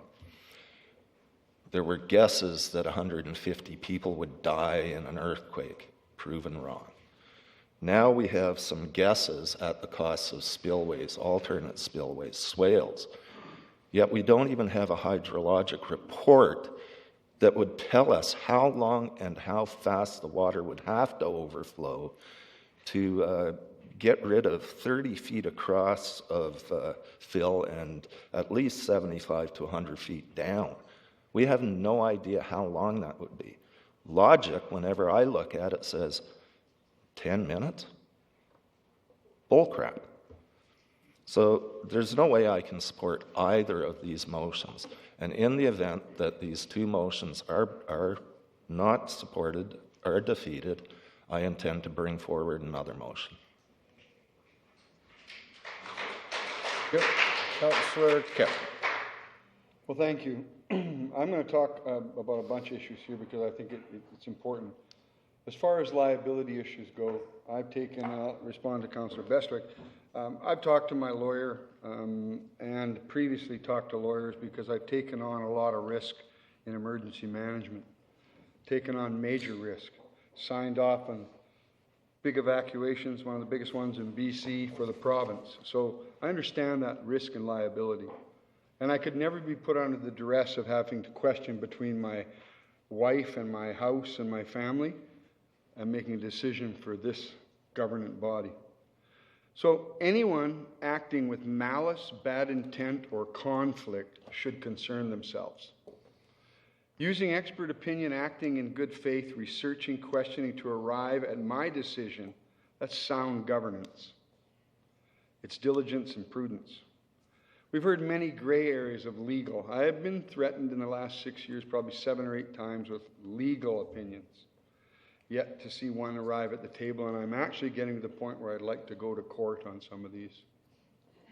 I really would. I guess it would be an audit or an intense review of what's gone on here. Gray areas of legal action, seismic risks, injunctions, 150 deaths, sirens, Noah's flood. We questioned, we researched, and we changed.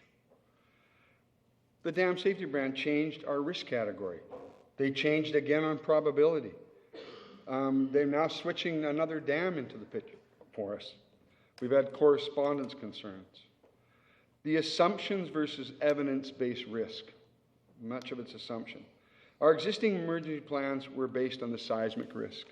I go back to the schedule for long-term mitigation at Colliery Dam. Started December 13th. Plans were prepared before that, and a lot of this was based on the seismic risk. We need to redo our emergency plan. It is not current anymore. It is not based on the current assumptions. It takes us 6 years in Nanaimo to plan a subdivision.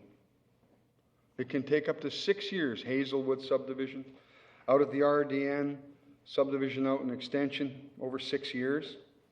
Our 10-year OCP review. This dam, within 4 months, was coming out under a contract. Behind closed doors, risk, get rid of it, go to council, we're tearing it out. Contract to tear it out. We questioned, we researched, and we changed. The legal opinions, the personal liability, motions after motions. We have motions on the floor, and they were never reconsidered, they were never taken, they were never changed. That's a problem for me. That's a process flaw. Engineering reports. To hear today that Bruce Downey said very little chance of this happening, basically. I don't have the exact words. I'd have to check back here on my list, but it was very limited occurrence. Sorry. To Councillor Pratt's point of they've told us they will come in, no, the word may exists in there. So they are coming, they're not waiting outside the door. So levels of risk, an SFN decision, and what SFN wants. That was a presentation the other day by a representative. I heard the same thing. As far as ownership goes, yes, we do own it. And a lot of the other risks under our 22 different disasters are things that we own. Chlorine plants at our swimming pools, different hazardous materials we store, stuff going through our community. Not having a 4-man engine to arrive on a fire scene, for example. Those are kind of risks that I can look at and accept. So to see that the plans were first perpetrated upon us as an extreme consequence of seismic event to practice exercises. It was the first exercises our community had done behind closed doors for a number of years. It's really, the interesting part for me too is the risk is the same today as it was yesterday. as it was 2 years ago, as it will be in a year. The risk remains the same at this time. So is it going to happen today? It didn't happen yesterday. Will it happen tomorrow? That's what we're guessing at here. We're not taking due diligence on all of our emergency plan. We're not using our own systems of assessing, planning for mitigation, response, recovery, reassessing. We're not doing those things. And I do believe we need to update our emergency management plan. We need to update our surveillance plan. We now have those sirens and everything in place. So from my perspective, this motion currently is somewhat out of order as far as actually answering the question of the Dam Safety Branch. In their letter, February 25th, they have 3 things: Colliery Dam Emergency Preparedness Plan, Colliery Dam Surveillance Plan, and Flood Routing Capacity Action Plans is what they want. We haven't said anything about that, and Councillor Fuller, excuse me, I've talked for a long time about the upper watershed hydrology, the ability to control flow, the ability to slow and impede the progress. The lakes are actually a settling pond. To make that water flow quicker through there by dropping 15 meters or whatever doesn't make sense. This whole process is flawed. And I'm just so concerned with the Dam Safety Branch coming down on us like this and pretending that they're going to give us $1 million fines, because it's only pretending in my view. They wouldn't come on to us like this because it's just not there. The risk just doesn't exist. This doesn't exist as how it's been portrayed. So I can't support the motion on the floor. I'd look for something different to actually give them an answer of what we're doing. Thank you. Thank you. Councillor Yocum. Thank you, Your Worship. I just wanted to quickly just state that from one of the earlier speakers, I just want to say from a deep personal experience that we should be very cautious in bringing First Nations into discussions without the elected representative of those nations here. So I wanted to share that. Thank you. Thank you. Councillor Thorpe. Thank you, Mr. Mayor. First of all, I don't disagree with Councillor Kipp that probably we should be looking at our emergency plan in general and updating that. But we're faced tonight with something much more immediate and specific.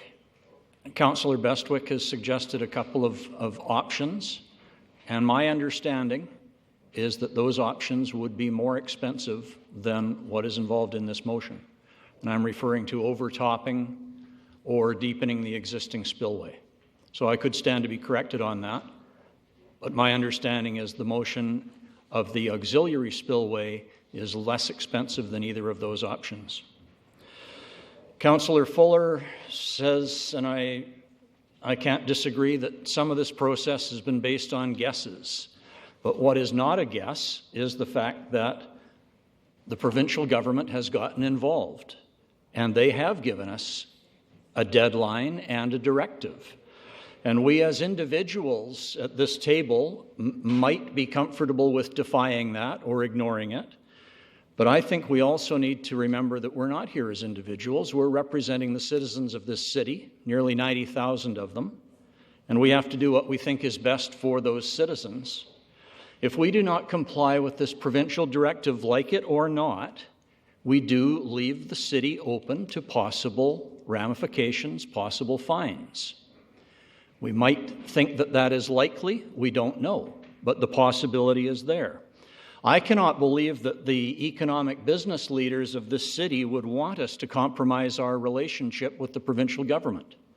And I cannot believe that give him the same courtesy you've given everyone else, please. Thank you. I cannot believe that the majority of citizens in this city would want us to put our city in a position of possible liability by defying that directive.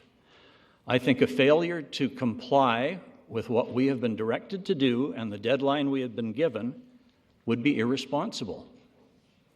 Thank you. Thank you. Councillor Pratt. Thank you. The first thing I'd like to do is apologize to Councillor Yocum if he felt that I was speaking on behalf of the First Nations, because I was not, and I think I made that clear. I was stating what I observed and what I heard. Nothing more than that. And I definitely do not feel that I am qualified to speak on behalf of the First Nations. Thank you. Councillor Bestwick.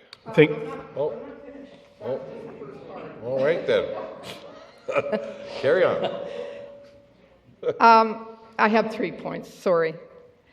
The other is the risk and the downgrading of the dams.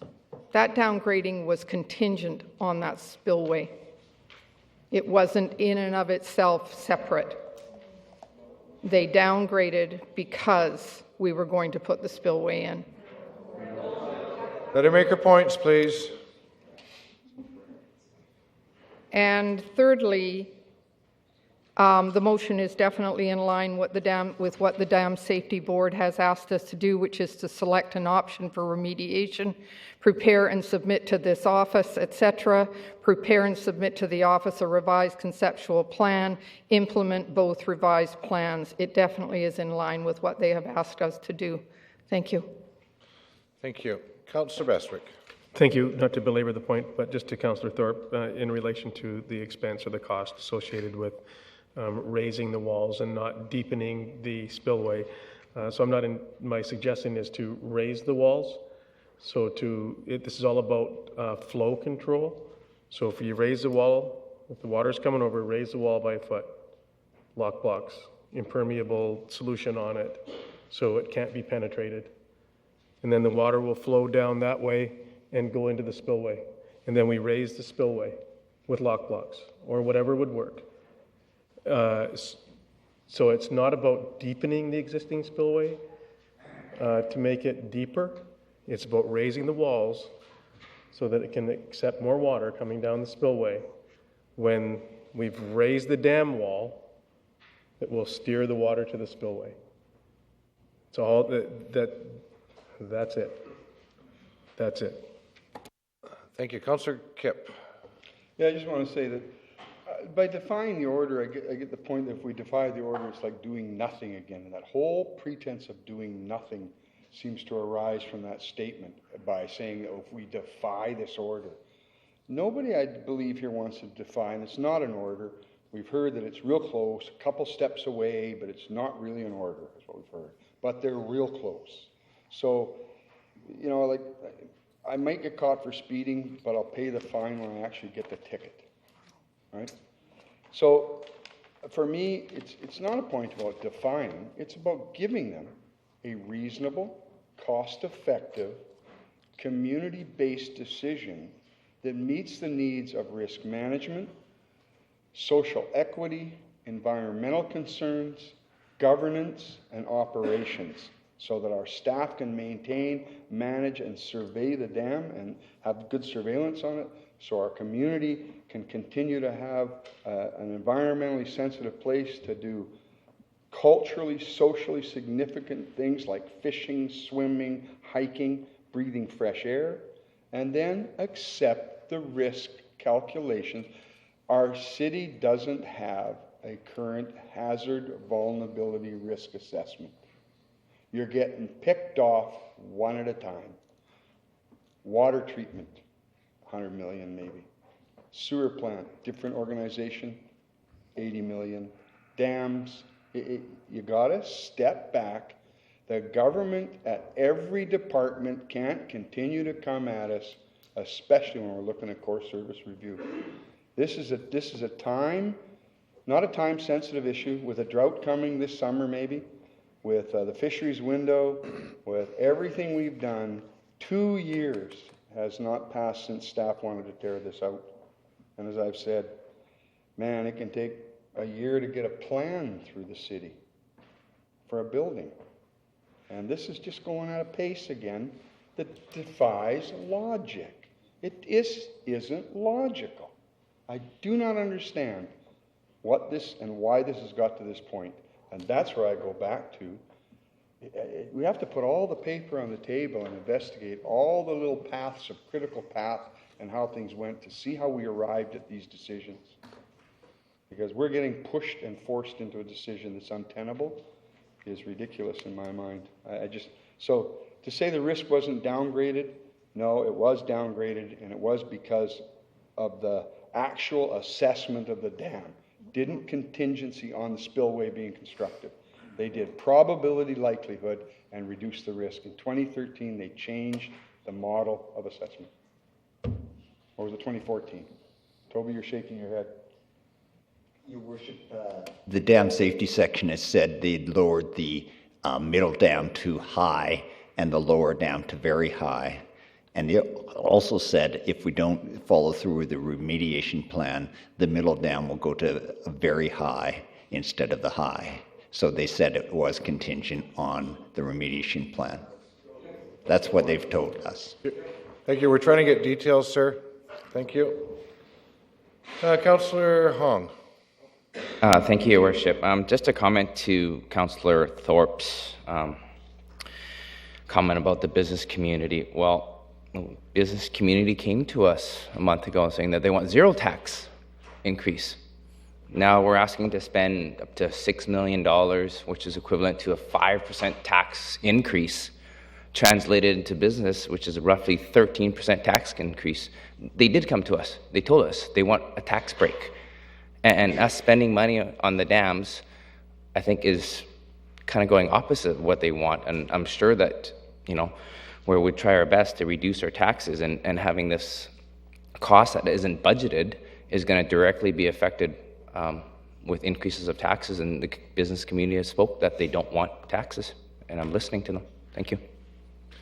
Thank you. Seeing no further speakers, I wanted to just say that, in my opinion, this is not an issue of potential of damage, whether the event could or couldn't happen.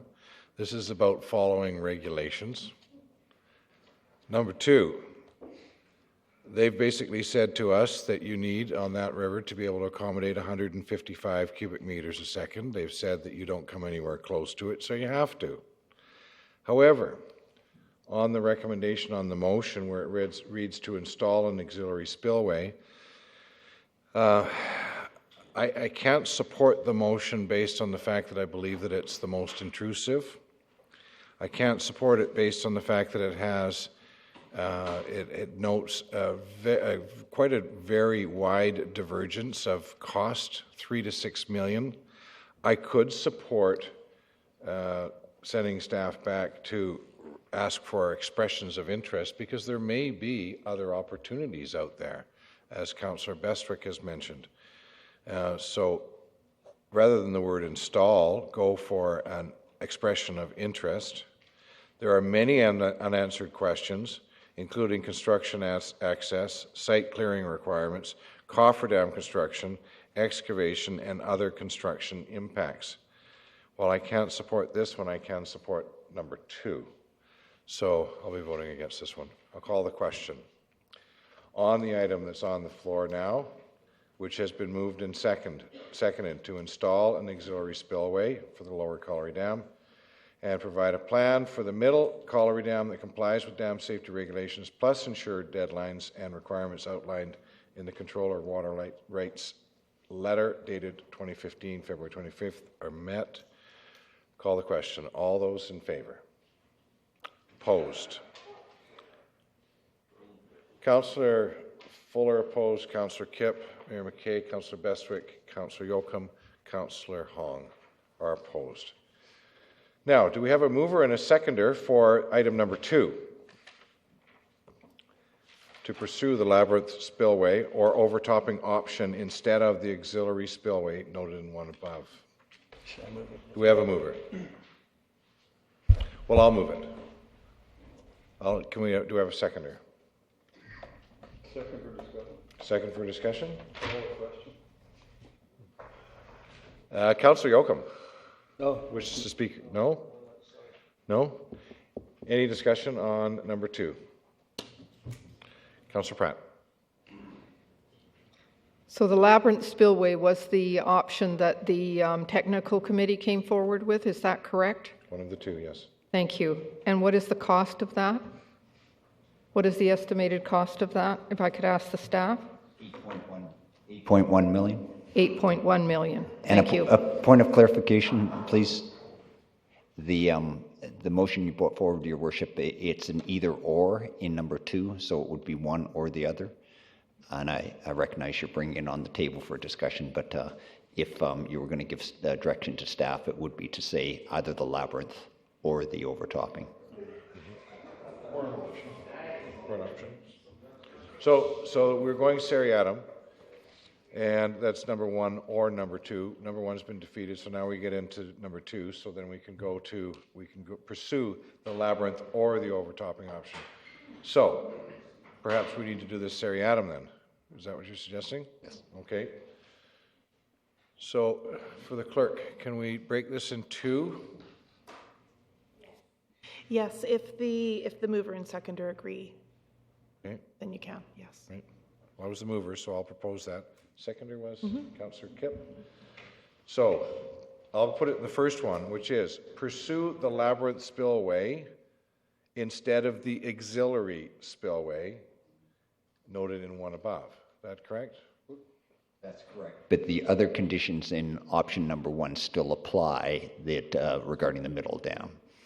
So the way it was written to say, just as you stated, you're bringing forward the labyrinth spillway with the other parts of option number 1, which is provide a plan for the middle dam. Sure. And on from there. Plus ensure so it would read, pursue the labyrinth spillway for the lower Colliery Dam and provide a plan for the middle Colliery Dam that complies with dam safety regulations, plus ensure deadlines and requirements outlined in the Controller Water Act's letter dated 2015, February 25th are met. Correct? Yes. Okay, so that's the motion on the floor. All right. Point of clarification. Clarification? So right now, we're voting on number 1 again? No. No. No, you're voting on number 2 of the labyrinth spillway with the remainder of the, instead of the auxiliary spillway. Okay. With the Number 2 remainder. also has pursue the labyrinth spillway or overtopping option instead of the auxiliary spillway. So I believe the mayor is going to bring forward a third one, doing the seriatim, that would be to see the council's appetite for any one of those additional 2 solutions. We're hoping here to give staff clear direction. So, do you wish to speak to it, Councillor Brandt? No? Oh, no, I'm sorry. Okay, neither Councillor Kipp? Okay, clear. So I'd like to speak to it. I didn't realize when I put the motion forward that there would be, that I was looking at or, labyrinth or overtopping option. So I just have to make it known that I can't support it, even though it's my motion. I will be supporting, however, the overtopping option, or as it reads in number 1. So, call the question. All those in...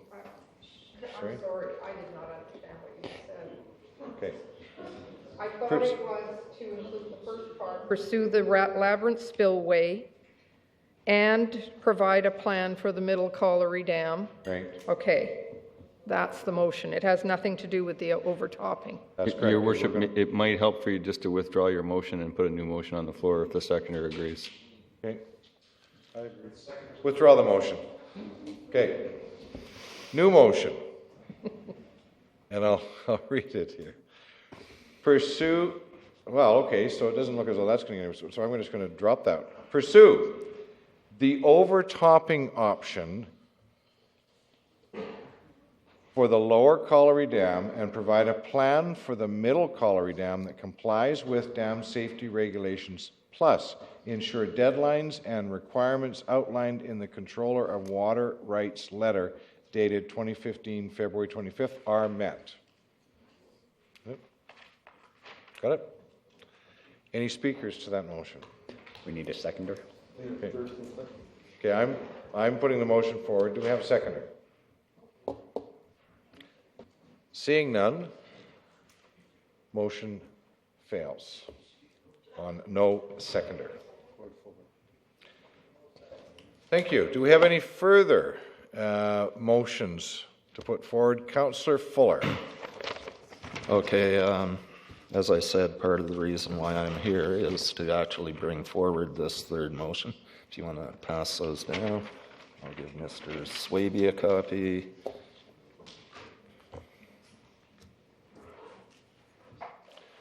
Is there enough for Yep. the clerk? Thank you. Yeah. It's only one page, so. Yeah, I haven't gotten around to buying the Would you care to non-lined. read out your motion, Councillor Fuller? Yep, now Councillor now that everybody has a copy, I'll read out the motion. That staff work with the Colliery Dam Technical Committee to, 1, to develop and implement a revised and comprehensive Colliery Dams emergency preparedness plan that describes the actions to be taken in the event of an emergency at the Colliery Dams, and to submit the plan for acceptance by the Dam Safety Officer by March 27th, 2015. 2, to develop and implement a Colliery Dam surveillance plan by a date to be determined in cooperation with the Dam Safety Branch that allows the city to track potential flood events and measure water flow and volume in the Colliery Dams. 3, to develop and implement a Colliery Dams flood routing capacity action plan, including the stockpiling of necessary materials to be utilized in accordance with the action plan, by a date to be determined in cooperation with the Dam Safety Branch to prevent the risk of overtopping of the Colliery Dams in the event of a significant flood.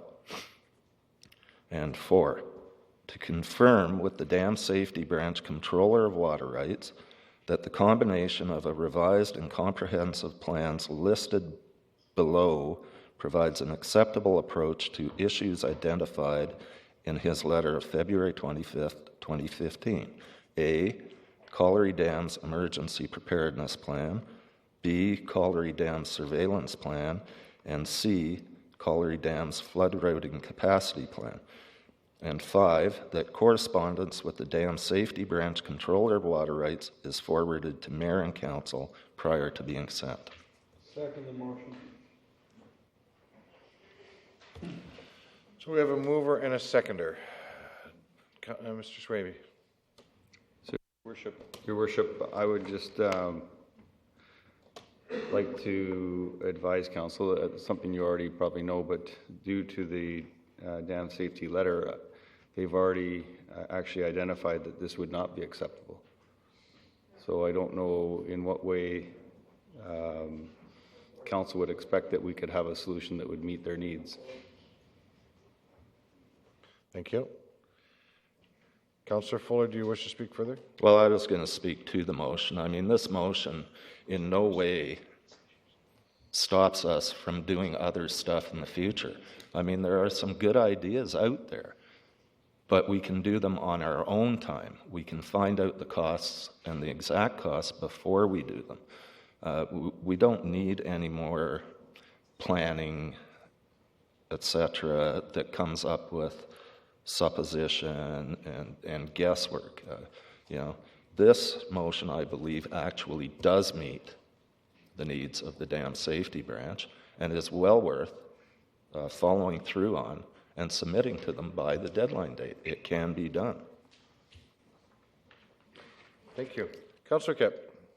Yeah, my purpose in supporting these is typically to get us back on track, to let the Dam Safety Branch know, and continue, like we said before, we have done an extraordinary amount of work on these dams. There's a number of engineering reports that, as everyone said, are questionable or can be questioned. This helps to put our emergency plan back in place for this area, our surveillance plan, and remember, a flood routing capacity action plan. So what is the flood? Where does it go? What is it doing? The whole pretense of this is to help bring our current planning process in line with what is in place. And then we can move to the future, like Councillor Fuller said. And I believe if we approach the Dam Safety Branch with this, with good intent, with trying to be forward-thinking, this will meet their needs for surveillance, meet their needs for emergency management. It's a plan. It's an emergency response plan that we have to work on to protect our community. Thank you. Councillor Bestwick. Thank you. Well, I will be supporting the motion because, from my perspective, this is in the spirit and intent of addressing the letter from the Dam Safety Branch, how to reduce or eliminate satisfactorily the flow control of the water from overtopping. That is what the intent and the spirit of, I believe, that this 5-part motion to mean, and in particular, number 3, to develop and implement, as Councillor Kipp stated, the Colliery Dam's Flood Roading Capacity Action Plan, which will be, I'm certain, worked on in the spirit of cooperation with the CDPS and the stakeholders to bring forward an option that will work in the future. This is an intermediary step. So we are, just like the letter from the Dam Safety Branch is an intermediary step to say you have to do something. And this motion, I believe, addresses that we are doing something with the spirit and intent to do more. And it's time that we need in order to come up with a flood routing capacity option, different than the very costly, intrusive, expensive options that we have in front of us that are being met with considerable rejection.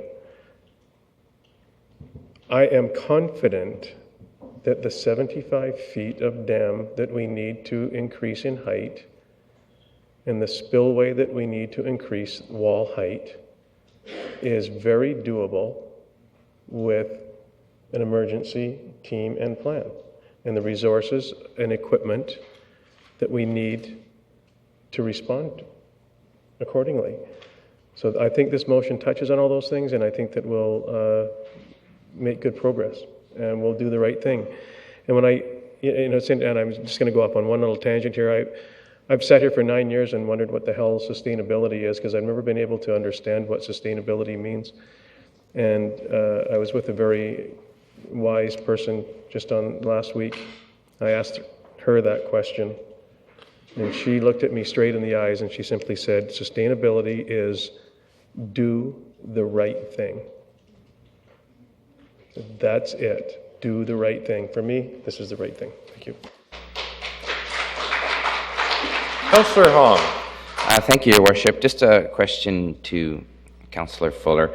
Should we have something in the dam that says that we're actually going to still do more, like still work on the best cost-effective way possible with the least intrusive amount of work in the dam? Like, is this it? Is this the end?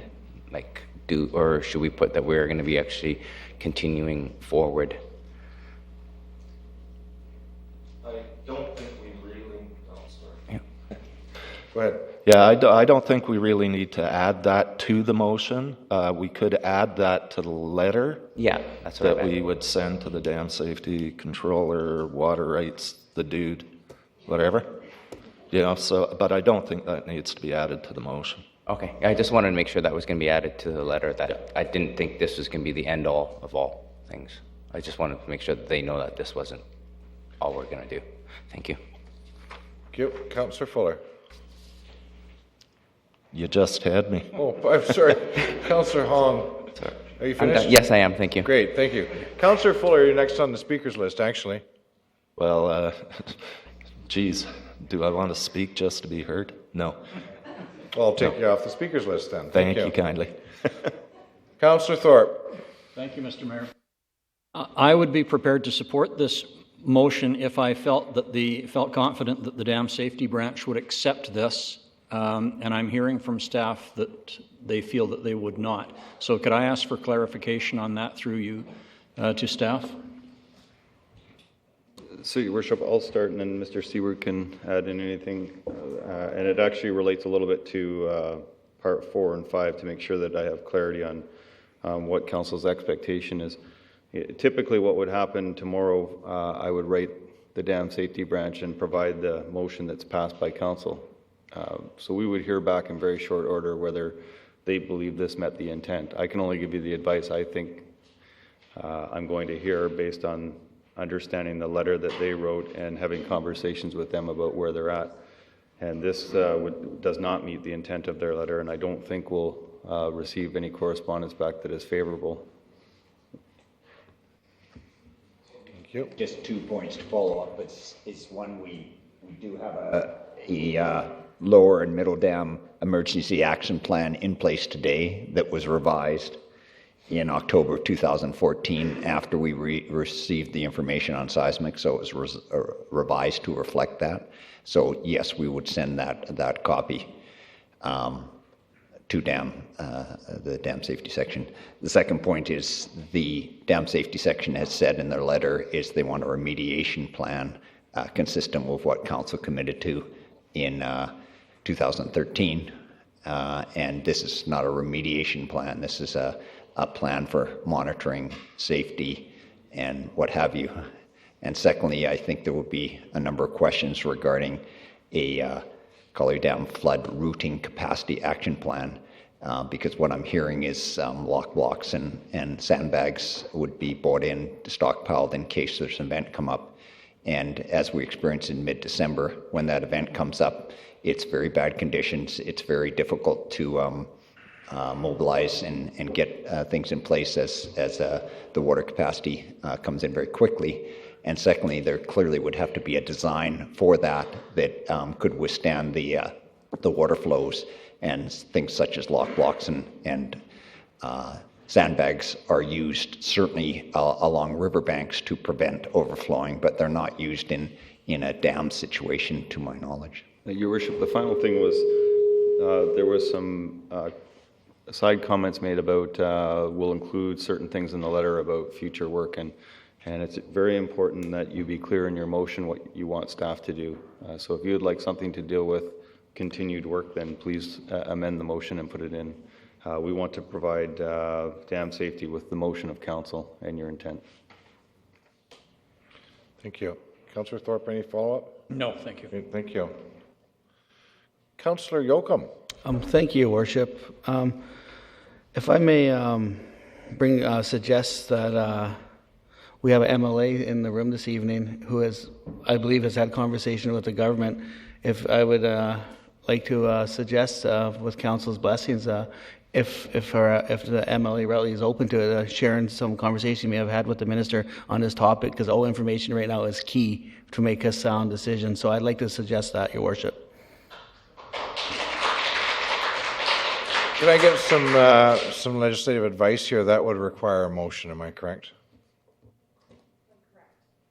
Thank you.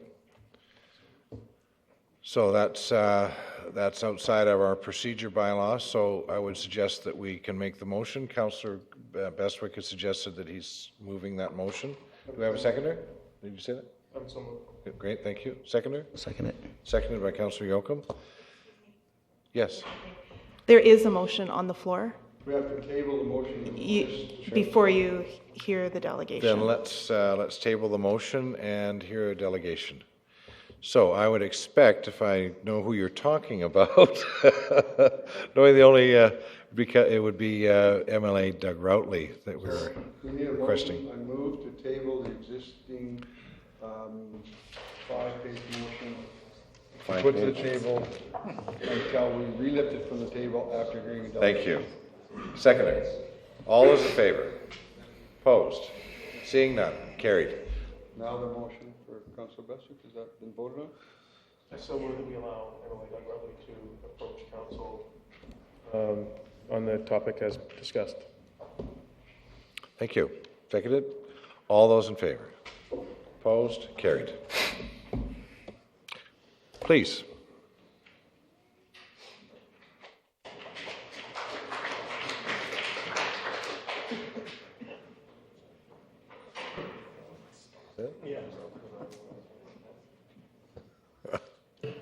Thank you, Council. Thank you, Mayor, and thank you to the councillors who allowed me the opportunity to speak here. And I know it's unusual in terms of process, so I appreciate it in its special nature. I have spoken almost daily with the minister over the past few weeks, and I am aware of, he is very aware of what's happening with the dams issue. He watches the Facebook interaction, and he is concerned about the division that's been created in the community. His expression to me was that he felt very uncomfortable about the unrest that this issue has caused, and he also acknowledged the fine work that council has done in doing due diligence and taking sober second look at this situation. So I do believe that the minister is supportive of any proactive measure that can address the concerns brought by staff. The dam safety section are a statutory decision maker, so the minister is unable to interfere directly with any of their work, but has expressed his support for the work of council to this point, to me.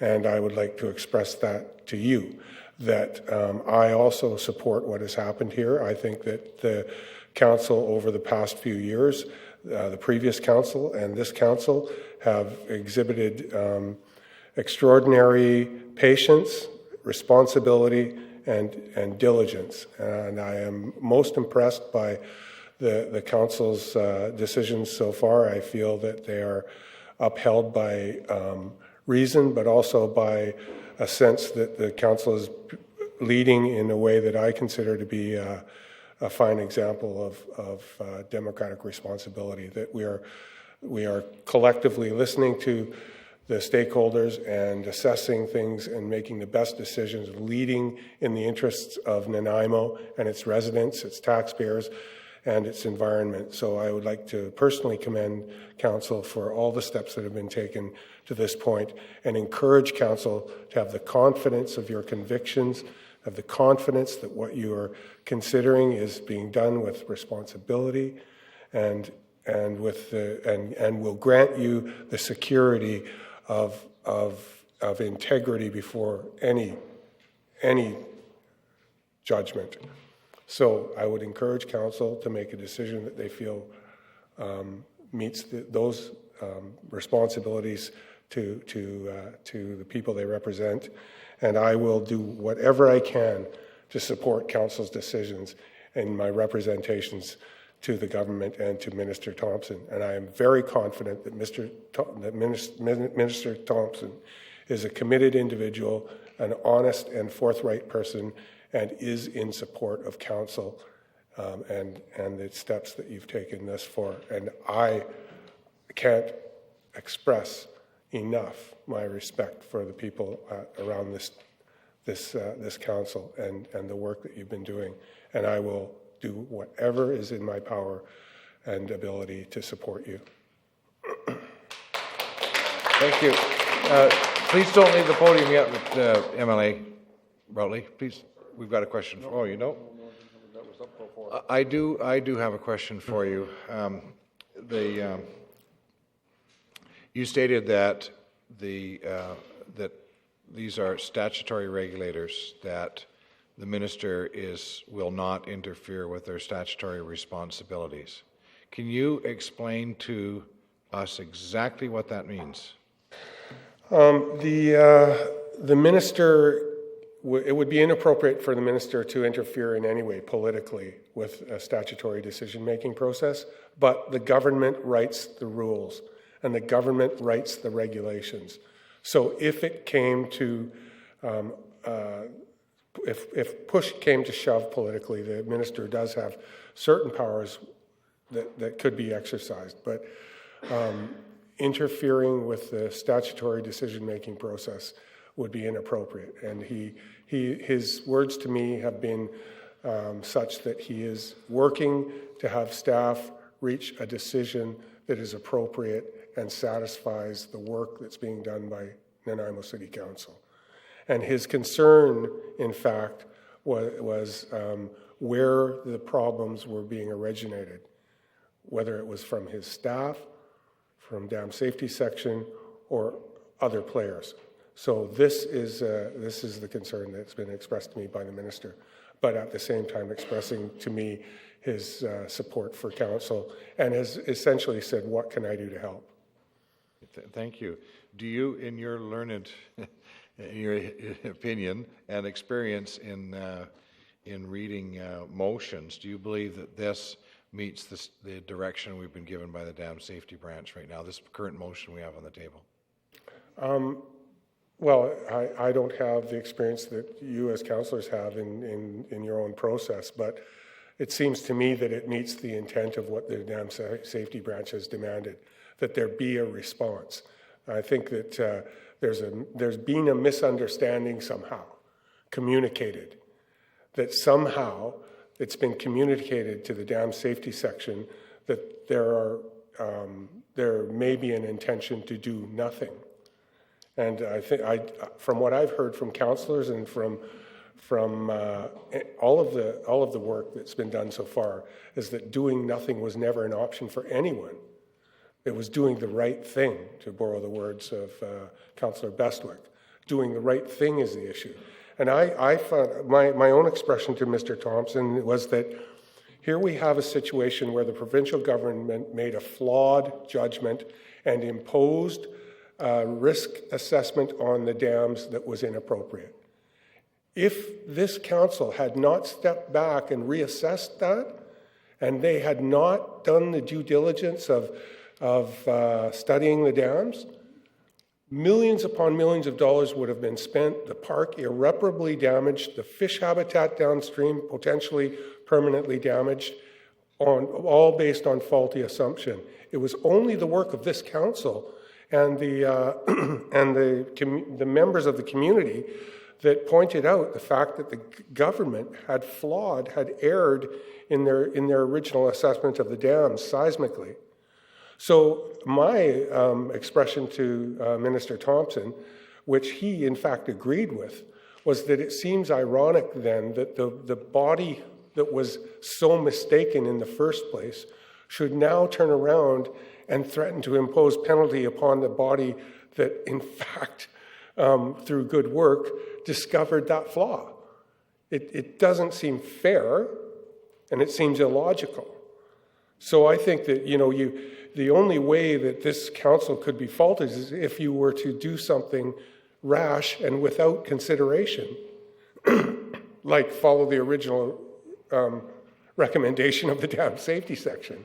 In fact, the work you've done has been anything but that. It has been considered, and it has been responsible, thorough, and effective. And I think you should stand with pride on that and continue to lead this community in the way that you feel is, again, to borrow the words of Councillor Bestwick, the right thing. I really appreciate, and I know Council does, appreciate your efforts in trying to refer the matter to the Minister. Thank you very much. And I stand ready at any time to meet or do whatever is possible to assist Council further. Thank you. Thank you. Seconded. All those in favor? Opposed? Carried. So we have. I'd like to put the motion back before voting. Lift the motion from the table. Lift it. Right. Do we need a motion to lift it? Your Worship? Yes. Would you indulge staff? I think it's really quite important that we actually clarify that we actually don't agree with that assumption and that statement on who created the regulations and how we got here. It's very important for Council to understand this if you're going to make an informed decision. I was just going to give the clarification on that. There needs to be a good understanding of the process that's followed here. Dam Safety Section does not place the ratings, the consequence ratings on each of the 1,600 dams in the province. The engineers for the dam owner place that, recommend that rating to be put on. And at the time, from the information that was in our hands at the time, our engineers would recommend the extreme rating, and it meets certain classifications of things like environmental damage, personal damage, fatalities, things like that. So the dam safety section did not go out and put an incorrect classification on this. It was put in place because of the rules in place. And so to say that the dam safety section misinterpreted and therefore put the wrong rating on the dams is not correct. And therefore, they're not the ones that are then saying, because we made a mistake, we need to correct that flaw. It's certainly not the circumstance here. Thank you. Thank you. Councillor Fuller. So an engineer sets a classification, so it seems to me that if this motion passes and we do end up looking at options like Councillor Bestwick proposes and other options that I've heard mentioned that don't include blowing up spillways, making 100-foot swales, we could have time to get another engineer to actually lower the classification even further. So, I mean that's possible. Thank you. Councillor Kipp. Thank you. I guess the toughest thing for me is to sit here and say, well, the dam was classified by the engineer and DSS then made their action plan assessed on that. I've yet to hear many of us really admit that that first go around on seismic was just done poorly. And that's what's frustrating to me, is that, yeah, the classification was done by our engineers. The previous, January 2012, the dams were assessed and the Dam Safety Branch accepted the report and they were fine. And then in April, our staff was saying, we got to get rid of these ponds and then we're going to help you. So we meet with the minister and the DSB one time at First Nations, and I was kind of disappointed that the province wouldn't give us any help on what they wanted to see. They wouldn't. They're engineers and they're sitting there and they wouldn't give us help. The guy said, no, we don't do that. And it was Mr. Davidson, is it? He was the one that said, we don't assist in that. We just judge the plan that's put in front of us, and then we make our action plan based on that. But then I've got email letters all the way through where the Dam Safety Branch is saying, we're going to help you with this. We're going to help you. We're going to do this. We're going to help you. I mean, we had a letter from one of the dam people threatening the 150 deaths. Less than a year ago, I asked him to retract that statement because that's no longer. And he said to me, oh, we don't know anything about the new assessment. So the flow of information, the process, I just wish we could get past the thing of saying there was nothing wrong with that seismic event and that whole planning. We have never admitted that it was behind closed doors September, October, and then we launched it to that, and then with the public input, we proved that was wrong. And we just want to forget what happened in the past and let's just keep rolling this forward. And somebody has to accept, we heard someone say that classification, that engineering work was done so bad at the start there to get this seismic risk, we should get some money back. To me, we can't admit that we perpetrated this, and that bothers me. It really does. To continue to say, oh, the engineer we hired, he came up with this. That's where I say investigation shows that paper flow isn't quite the way it's been. It's different. There's lots of background, information that I didn't have as a counselor was going back and forth, and Freedom of Information has exposed that. And it's concerning to me that the process is so flawed, and we continue to go flawed.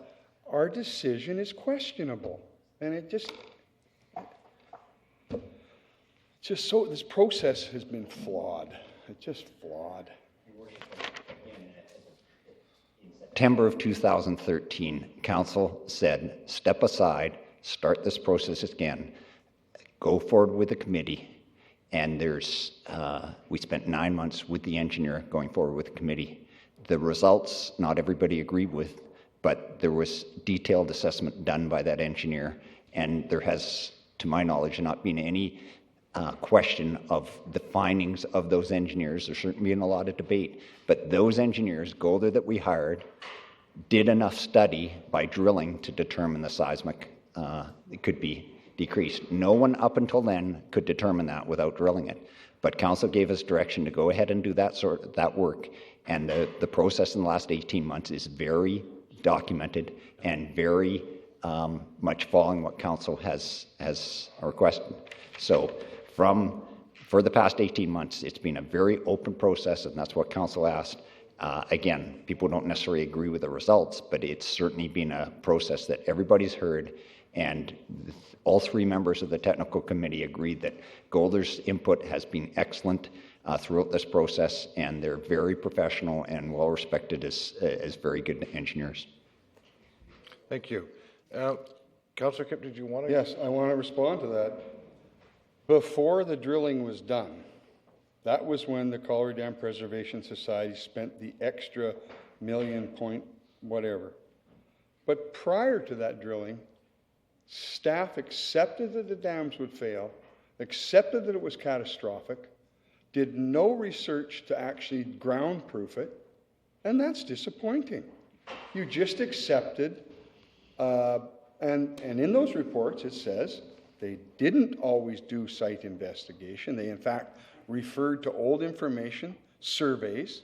The numbers fluctuated on survey sizes of spillways. So staff, before really doing an investigation on the first few months, had determined that those dams were unsafe and wanted them tore out, even come up with a $30 million price tag to repair them when it was actually about $8 million. Your Worship, Councillor Kipp is missing one of the points that council actually voted to remove the dams. Oh yeah, under duress of lawsuits and the same stuff, Mr. Swaby, the same duress. And that the First Nations were actually supportive of the dams coming out.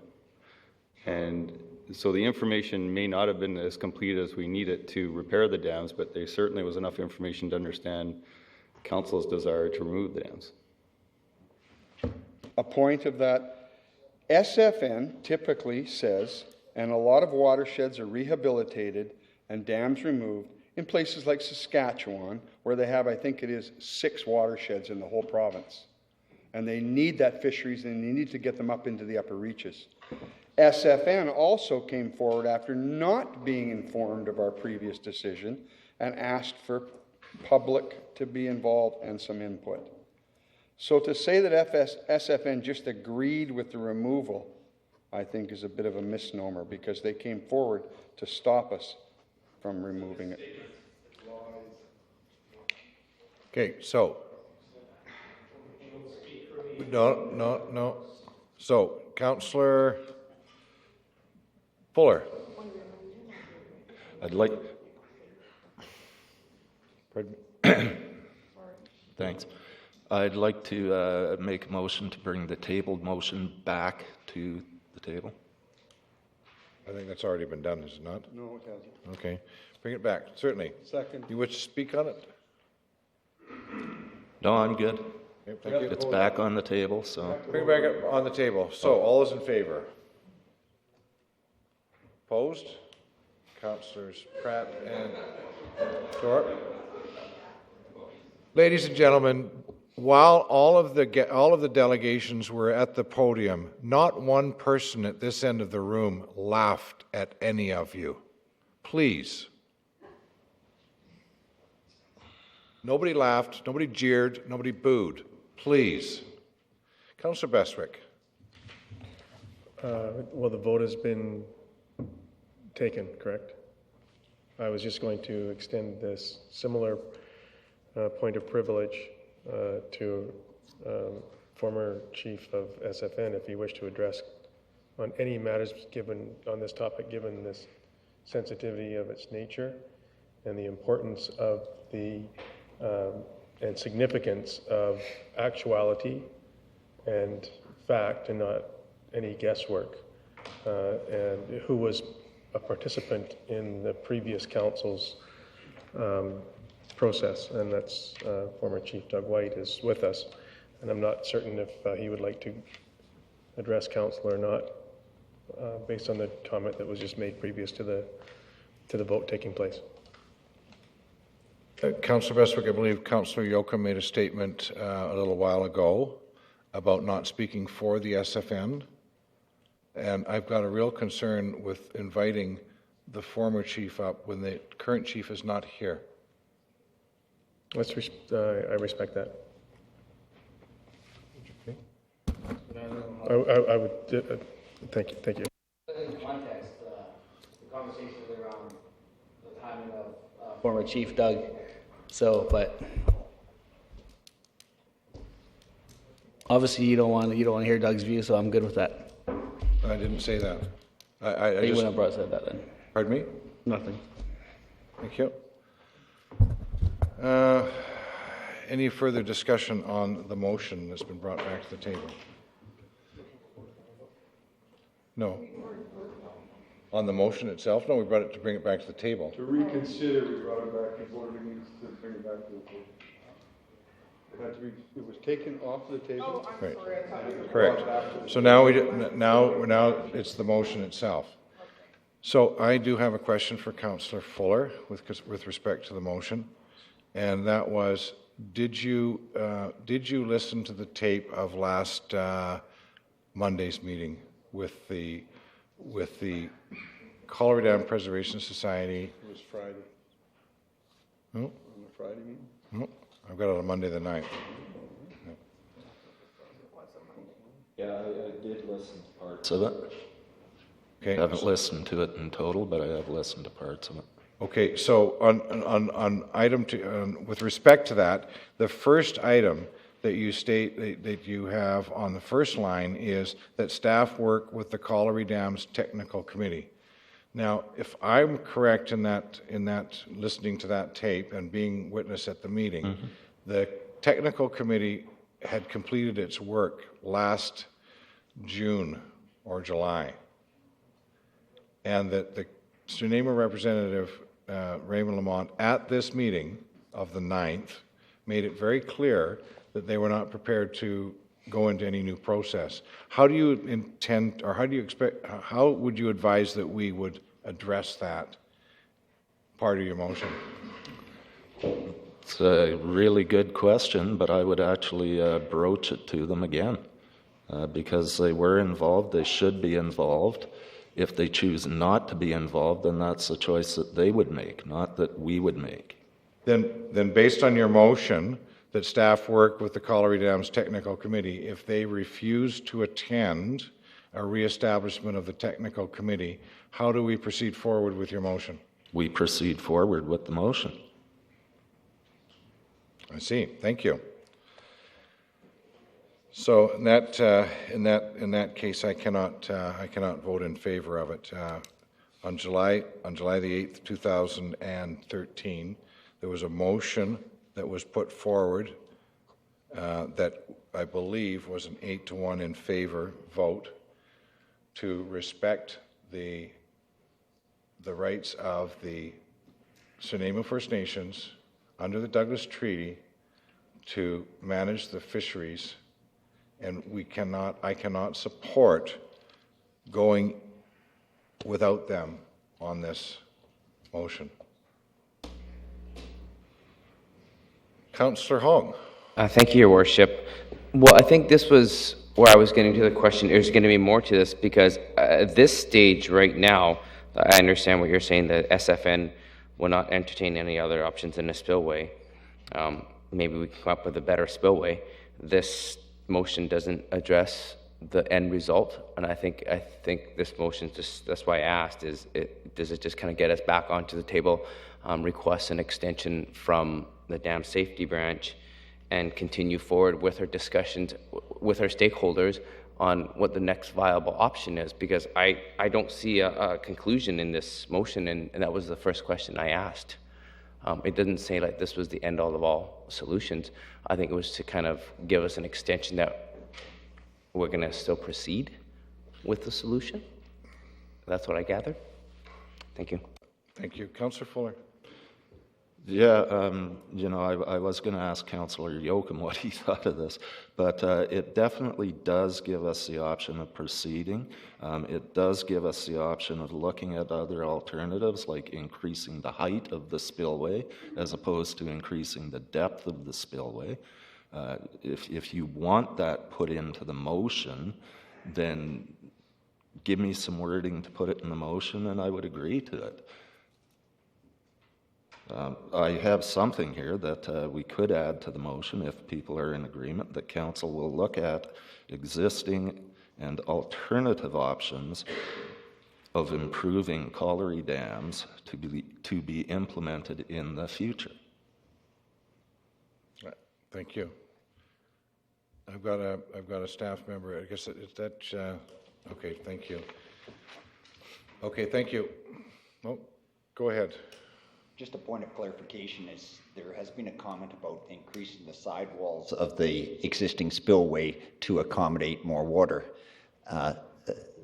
Everybody has to realize is that if you have a flood condition and the flood rises to a point, it will still overflow the spillway because it's overflow the dam because it's risen to a point where it's that high.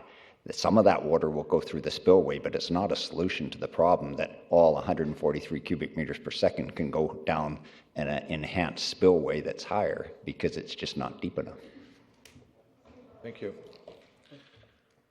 Can I get a clarification on that? Okay. So, Mr. Seward, if we have a 12-meter wide spillway and it's at 12 meters wide, if we reinforced outside of that 2 meters, sidewalk, reinforced the existing bank, and at the 1 meter of the existing, it opened up to a further 4 meters wide. At that point, so you have your existing spillway, and down both sides of that spillway, we build a nice decorative sidewalk that people will be able to walk on most times of the year, possibly a wall on the outside of it with buttress retaining. It'd be like, because from the spillway down is, I think it's 80 feet from the end to the fall. So it'll be about 160 feet of 2 meter wide sidewalks on each side with a buttressed wall. So when the water hit the 1 meter mark, you would actually, let's say 55 cubic meters, 1 meter by 12. And when you raise up to that, now when you hit over the 1 meter mark, the dam actually has the 12 meters by 1 meter capacity, which is a further 55, and then 4 meters of width, which is the added 2 sides, to give about 17 cubic meters per second flow, or half of the 55. So we're up to about 137 cubic meters per second. So as the dam raised up to the 1 meter mark, and it was flared at the face of the dam, that extra 1 meter height would kick in to its 16 meters wide, reinforced, and that's flow water. That's not direct impact water on the face, that's flow water. Gabion 1 meters, any of those would restrict though. I've seen Gabions hold back 800 meter per second flow on rivers, side flow, not direct impact flow. So if you had a raised spillway by 1 meter, you would actually have a capacity, once it raised past the 55 with hydraulic jump, that it would spread out over the 16 meters. Your Worship, I'm concerned that technical solutions to a detailed engineering problem are trying to be analyzed at this table. That's just not the appropriate part. Because at the end of the day, we need engineers to design this solution that Dam Safety Section would accept. And if increasing the walls of the existing spillway were an option or are an option today, our engineers would have proposed it. It's a stopgag solution. It's a temporary solution that could be used in a temporary measure, but it's certainly not a long-term solution other than completely rebuilding the spillway in a manner that maybe has some of the points that Councillor Kipp had raised, but it's certainly not a solution in its entirety because of the water raising to a point where it will overtop and the spillway will not be able to handle it. Thank you. Councillor Yoakum. Thank you, Your Worship. I just wanted to, on regards to earlier conversation, we're discussing Nanaimo, and First of all, I don't think we should assume they're not here, so they're not here to hear, so let's not assume what they're thinking. But the perfect opportunity will be for our council to council would be on Wednesday, when the councils meet on Wednesday. So it'll be a perfect conversation with council to council and not staff and Raymond, etc. And secondly, the conversation I feel a little, I don't know, in regards to Doug White was here earlier. I don't know if he's still around, but the conversation, we were discussing what SNAMO was thinking in 2013. At that time, it was Doug represented SNAMO in 2013. So I think I would have solved a lot of clarity what the conversation is about. So I just feel bad we didn't get to hear from him, considering that was a conversation of the day. Not that if we're discussing conversation that represent today's conversation, of course it would be today's representative, but that was for the person representing the SNAMO back then. So I just wanted to share those two comments, Your Worship. Thank you. Thank you very much. I'll call the question. All those in favor? Opposed? Note, Councillor Pratt, Thorpe, and Mayor McKay opposed. The motion passes.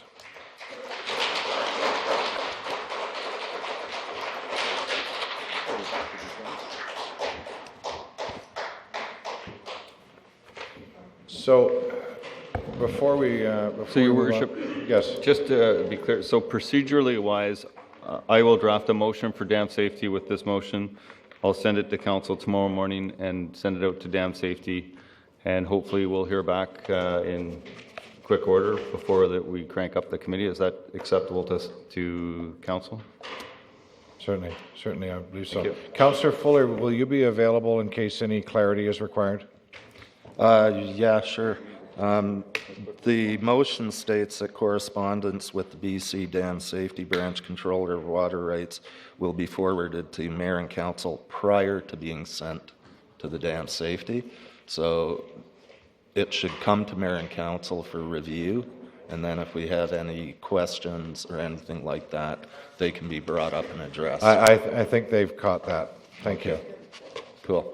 Yeah. So anyway, I am going to leave. I'm starting to really vibrate. I've missed my meds by about an hour, and I really appreciate being on council, and I do look forward to getting back and being able to spend full council meetings in the near future.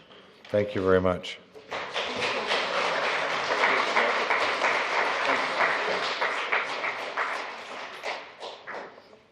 Next item. Street entertainments. No. Wow, we got to go right to the very beginning, don't we?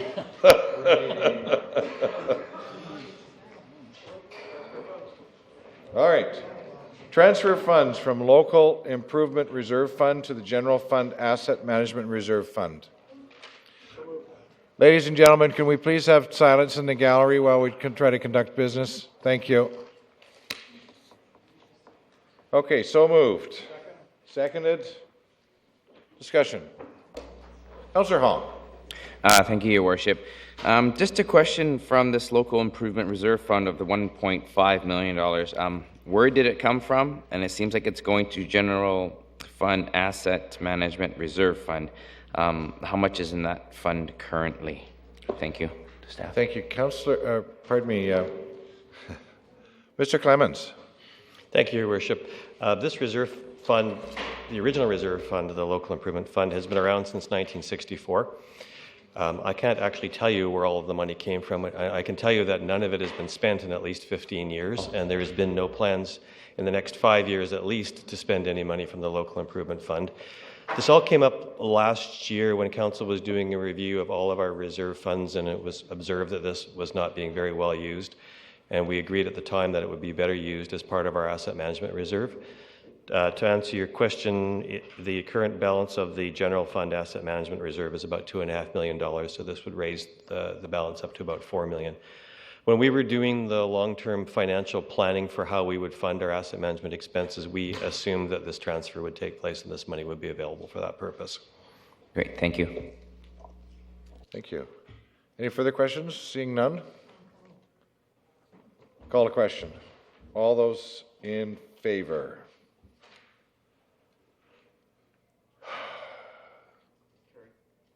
Carried. Opposed? Are you opposed? No, okay. Okay, thank you. All those in favor, unanimous. Thank you. So now we need to go through the bylaw. I would move that the Local Improvement Reserve Fund transferring bylaw 2015-7205 to transfer funds from the Local Improvement Reserve Fund to the General Fund Asset Management Reserve Fund pass first reading. Second. Second. Any discussion? Seeing none, all those in favor? So move that Local Improvement Reserve Fund transferring bylaw 2015-7205 pass second reading. So moved. So moved. No, I did. Second. Discussion. Seeing none, all those in favor? Opposed? Carried. Local Improvement Reserve Fund transferring bylaw 2015-7205 pass third reading. Seconded. Seeing no discussion, all those in favor? Opposed? Carried. Very good. Next item. Regional District of Nanaimo Regional Growth Management Service Amendment Bylaw. Staff recommendation, page 21. Council consent to the adoption of the Regional District of Nanaimo Regional Growth Management Service Amendment Bylaw 1553.03, 2015, and that the Regional District of Nanaimo be notified accordingly. Second. Second. Discussion? Seeing none? All those in favor? Opposed? Carried. Next item. Rezoning, number RA 342 at 5470 Godfrey Road. Staff recommendations on page 24 that we receive the information on the report pertaining to zoning amendment bylaw 2015-4500-076, and 2, direct staff to secure the community contribution prior to the adoption of the bylaw. Do we have a mover? So moved. So moved. 1 and 2. Yeah. 1 and 2. All those in, oh, seconded, thank you. Any speakers? Seeing none, all those in favor? Opposed? Carried. I move the zoning amendment bylaw 2015 number 4500.076, that is RA 342, to rezone 5470 Godfrey Road from single dwelling residence R1 to single dwelling residence small lot R2, pass first reading. Seconded. No speakers. No speakers. All those in favor? I move the zoning amendment bylaw 2015 number 4500.076 pass second reading. Second reading. Seeing no speakers, all those in favor? Opposed? Carried. Next item. Request anybody here to speak. It's requested that council hear anyone wishing to speak. This is unresolved building deficiencies notice on title section 57. It's requested that council hear anyone wishing to speak with respect to unresolved building deficiencies for the properties listed below. First one being 2023 Kelsey Road. Anyone wishing to speak to that? Seeing none. 126 Wildlife Place. Anyone wishing to speak to that? Seeing none. We have a mover for the motion, please. Move the resolution. Instruct the corporate officer to file the bylaw contravention notice. Seconder? Second. Seeing no discussion, all those in favor? Opposed? Carried. Next one. We'll do the Collery Dam again? Yeah, let's go. Now we can get to the Street Entertainment Regulations Amendment Bylaw 2015. Purpose is to amend Schedule A of the Street Entertainers Regulation Bylaw 2011, number 7109. Staff recommendations on page 72. Do we have a mover? I so moved. Moved. Seconder. Second. Discussion. Councillor Bestwick. Thank you. Just one question certainly is whether the street entertainers that have been in our city, if they've been consulted on this change at all, and if we have a budget to attract street entertainers on special occasions from outside of Nanaimo. Your Worship, on the first question, the DMBIA was, this issue was discussed with them, but not individually with buskers.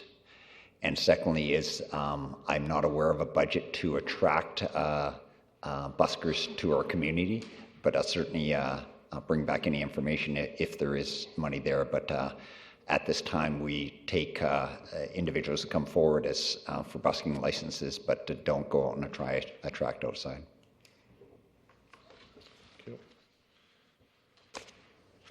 So, seeing no further, this is that motion to that council receive for information report. So moved. Seconder? Seconded? No further discussion. All those in favor? Opposed? Carried. Move the Street Entertainers Regulation Amendment Bylaw 2015, number 7109.01, that is to amend Schedule A Street Entertainers locations, pass first reading. Seconder? Seconded. Councillor Bestwick? Seeing no discussion. All those in favor? Opposed? The Street Entertainers Regulation Amendment Bylaw 2015, number 7109.01, pass second reading. Seconder? Second. Seeing no discussion. All those in favor? Opposed? Carried. I move the Street Entertainers Regulation Amendment Bylaw 2015, number 7109.01, pass third reading. Second. Seeing no discussion. All those in favor? Opposed? Carried. Next item, Property Maintenance Bylaw number 1990-3704. It's requested that council hear anyone wishing to speak with respect to property maintenance for the properties listed below. And the only one left is 221 Victoria Road. Anyone wishing to speak to 221 Victoria Road?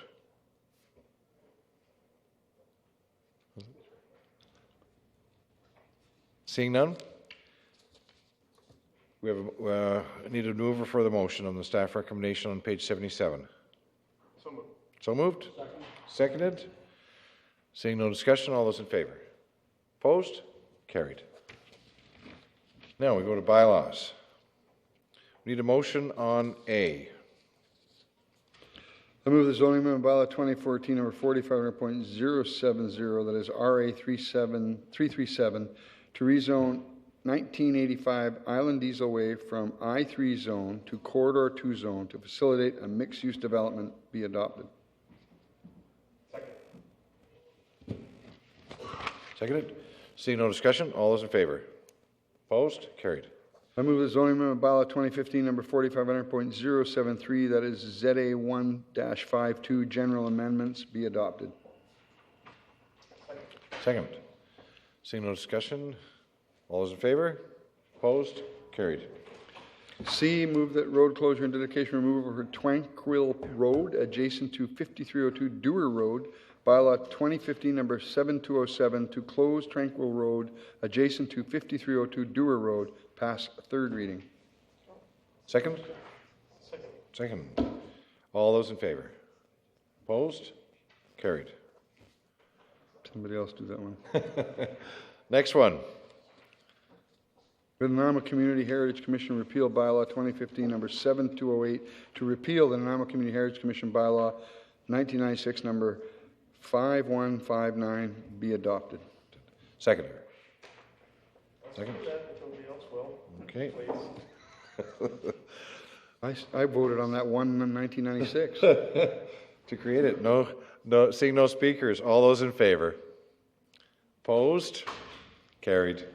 Move the Parks, Recreation, Culture Commission repeal bylaw 2015 number 7209 to repeal Parks and Recreation and Culture Commission bylaw 2006 number 7020 be adopted. I'll second that.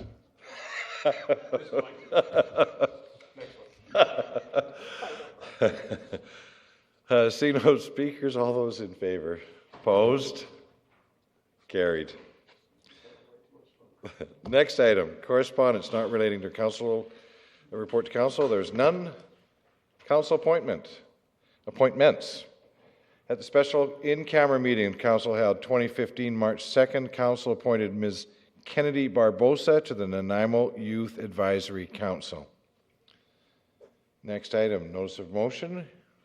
None. Other business. Mandate and objectives for the Nanaimo Culture and Heritage Commission and Parks and Recreation Commission. The purpose is to obtain council direction regarding the draft Nanaimo Culture and Heritage Commission mandate and objectives, and Parks and Recreation Commission mandate and objectives, and provide an update regarding committee and commission membership advertising. Can we have a mover for the staff recommendation, which is on page 104? The motion. So moved. So moved. Seconder. Seconded. Discussion. Councillor Bestwick. Thank you. Could I just have some clarification on what the committee commission structure approval portion of this multi-layered motion means? Is it changing? Is it status quo? Is there new terms and conditions or references for the makeup of the committee and commission structure? Ms. Go ahead. They are newly created, so there are new terms of reference, and council postponed consideration of these until they considered adoption of the repeal bylaws that you just adopted. So there are some changes, as were outlined in the clerk's report at the last meeting. In the last meeting? Yeah, March 9th, I believe. Okay, thank you. Thank you. It's been moved and seconded. Oh, I'm sorry, Councillor Kep. Thank you. Environment's missing on this. Now, I'd asked this before, and we have Parks, Rec, and Environment now is our department. We moved Environment out of somewhere else and moved Heritage into a separate one. We have no recognition of Environment anywhere now, do we? We have the Advisory Committee on Environmental Sustainability. Yeah, okay, but it's not Parks, Rec. Isn't that the department now called Parks, Rec, and Environment? Correct. So shouldn't it have the mandate in this? Or is it not a Parks, Rec, and Environment Commission? I'm asking staff, I guess. Perhaps the city manager. By name only, council wanted to remove the commission function, but leave them as a commission by name. Okay. Thank you. Further, one follow-up? Certainly. I guess I have had concerns with the makeup of the committees, and of course, if I'm a lacrosse guy, why would I go on a cultural committee or vice versa? But I want to make sure that when we select these committees, we try and reduce the amount of any conflicts or anything like that of the makeup of the committees. I think it's important. I know I heard from the last round of granting that a number of the people that got grants were actually members of the board, and even though they step out and don't discuss the issue, the perception sometimes is tough. So I know we have to look at the makeup of our committee, both our community makeup, the, I guess, mix of people on it, and so I hope we can continue to do that, and our selections are a very unflawed process. Thank you. Thank you. Councillor Hong. Thank you, Your Worship. I just actually wanted to emphasize what Councillor Kipp said. Within the Culture and Heritage Commission, there is going to be a subcommittee that is going to approve the grants. Is that correct? Is that the way it usually works, right? Because they're the ones that actually do the grants. Grants Advisory Committee? Yeah, I don't think it's the Grants Advisory Committee. I think it's the one within the Heritage one, actually. Do we have that mandate in here, or is that a completely separate mandate that they make, or do we make those rules up? The council sets the parameters for the amount of money, and then and by policy has set what they're supposed to review as part of the application process. So that's something we can bring back to council, and you can have a look at if you'd like.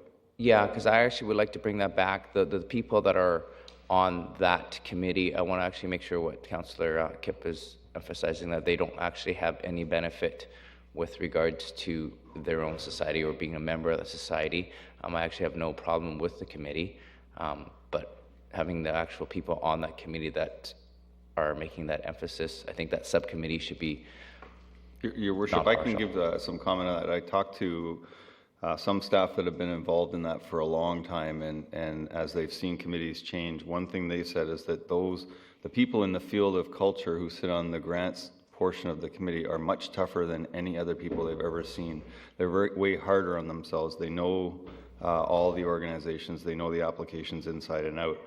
So it'd be very difficult to put people who don't have an understanding of it on the committees. You could do it. I'm just giving you some anecdotal feedback on what people have perceived over the years of dealing with these issues. But we'll give council some options on how to vary that. Great, thank you. I just wanted to say that that I have spoken to people who are on the committee who also belong to other committees, and they understand, they advise me they understand, in other words, they're on the committee, the Grants Advisory Committee, and they are involved in the festivals that are asking for funds, and they assure me that they get out of the room and they understand what the conflict of interests are, and they're quite hurt that we've implied through correspondence and whatnot that they didn't do what they were supposed to do in the conflict or potential conflict situation. Oh no, I understand. I'm sure that being on committees and the experience that they had, that's not the question at mine. It's just the fact that you meet for 11 months of the year together, and then when it's your turn to come up with your organization, leaving the room, the people have gotten to know you for 11 months, so they understand the organization, but the other people in the organizations don't have that benefit of the doubt. So, and then like I say, for an example, if we've worked together, me and Wendy, and she runs an organization, I know the person, how she runs, and I say, wow, she's an amazing person, she runs the organization well, I'm going to give her money, because of the relationship that I've known. Even though she's left the room, we've had this relationship, and I'm just saying that some of the other people kind of make it a little bit unfair if they don't understand some of the other organizations because they're not part of the board or part of the committee that gives the money out. So I just wanted to make that point clear. Thank you. Thank you. Councillor Pratt. I think those are all good points. There is a fairly strict criteria for vetting these applications. And I think you'd be hard-pressed to find people that want to be on those committees that are not in some way involved in it. But I do know that there is a very stringent vetting process for those applications. So how much we want to press this issue, I'm not sure. Thank you. I thought I understand from having a conversation with Ms. Zamborski that they were coming to council very soon concerning the new process for grants, for granting. No, they will be bringing a presentation forward shortly. I imagine it will probably be at our next meeting. I heard it was that soon. Thank you. So there's a motion on the floor. Do we have a mover and seconder? Okay, thank you. All those in favor? Opposed? Carried. Thank you. Next item, question period. Please, come forward.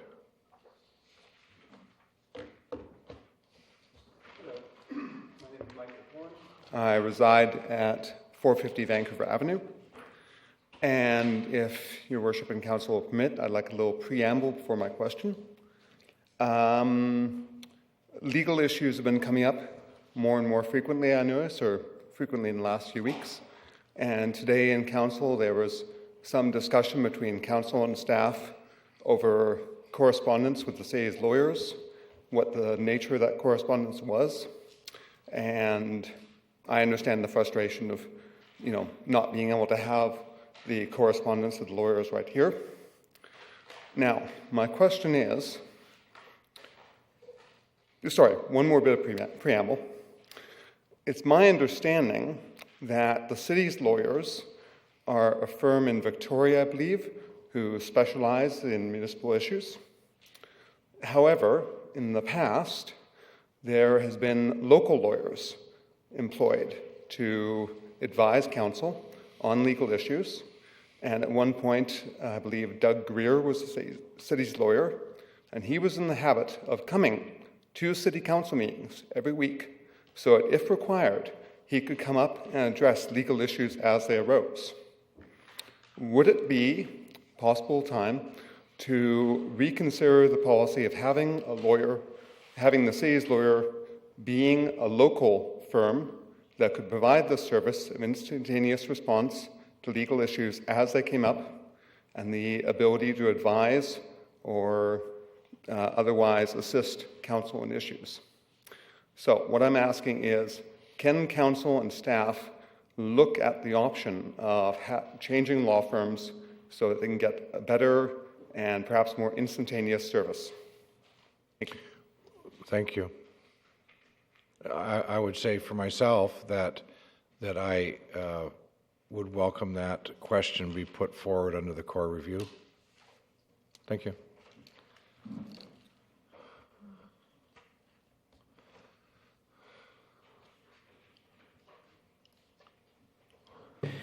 My name is Fred Taylor of 204 Emery Way. I would like to ask what the cost would be of an auxiliary spillway as in number 1 of the Colliery Dam issue. Estimated cost. No. Estimated cost is $3 to $6 million. How much? $3 to $6 million. Mayor McKay, I don't know how many people have taken a walk around Westwood Lake. At the west end, you go over a little bridge on the trail. I think some people know that. They walk over it.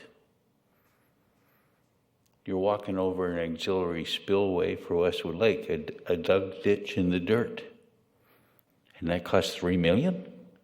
Are we scaring people away from doing something reasonable on the Colliery dams? I support Councillor Pratt in trying to make that motion when it's very economical. We used to have a pipe in those dams, put cement in it as a wise decision. So you got nothing for extra water in those dams. Auxiliary spillway would satisfy, in my opinion, and I'd like to know why you can't look at ones elsewhere that we have water licenses for and judge, in your own opinion, how you spend our money. A few $1,000s to excavator, dig a ditch, and his job's done, finished with.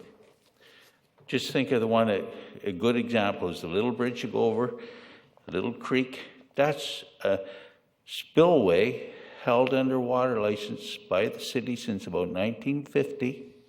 We have the same thing at Witchcraft, and I'd like to know why you don't consider actually what's happening out into the field to what you're hearing here, and in my opinion, make a very economical reconsideration of your decision or direction to satisfy dam safety. Thank you. Motion to adjourn. We stand adjourned.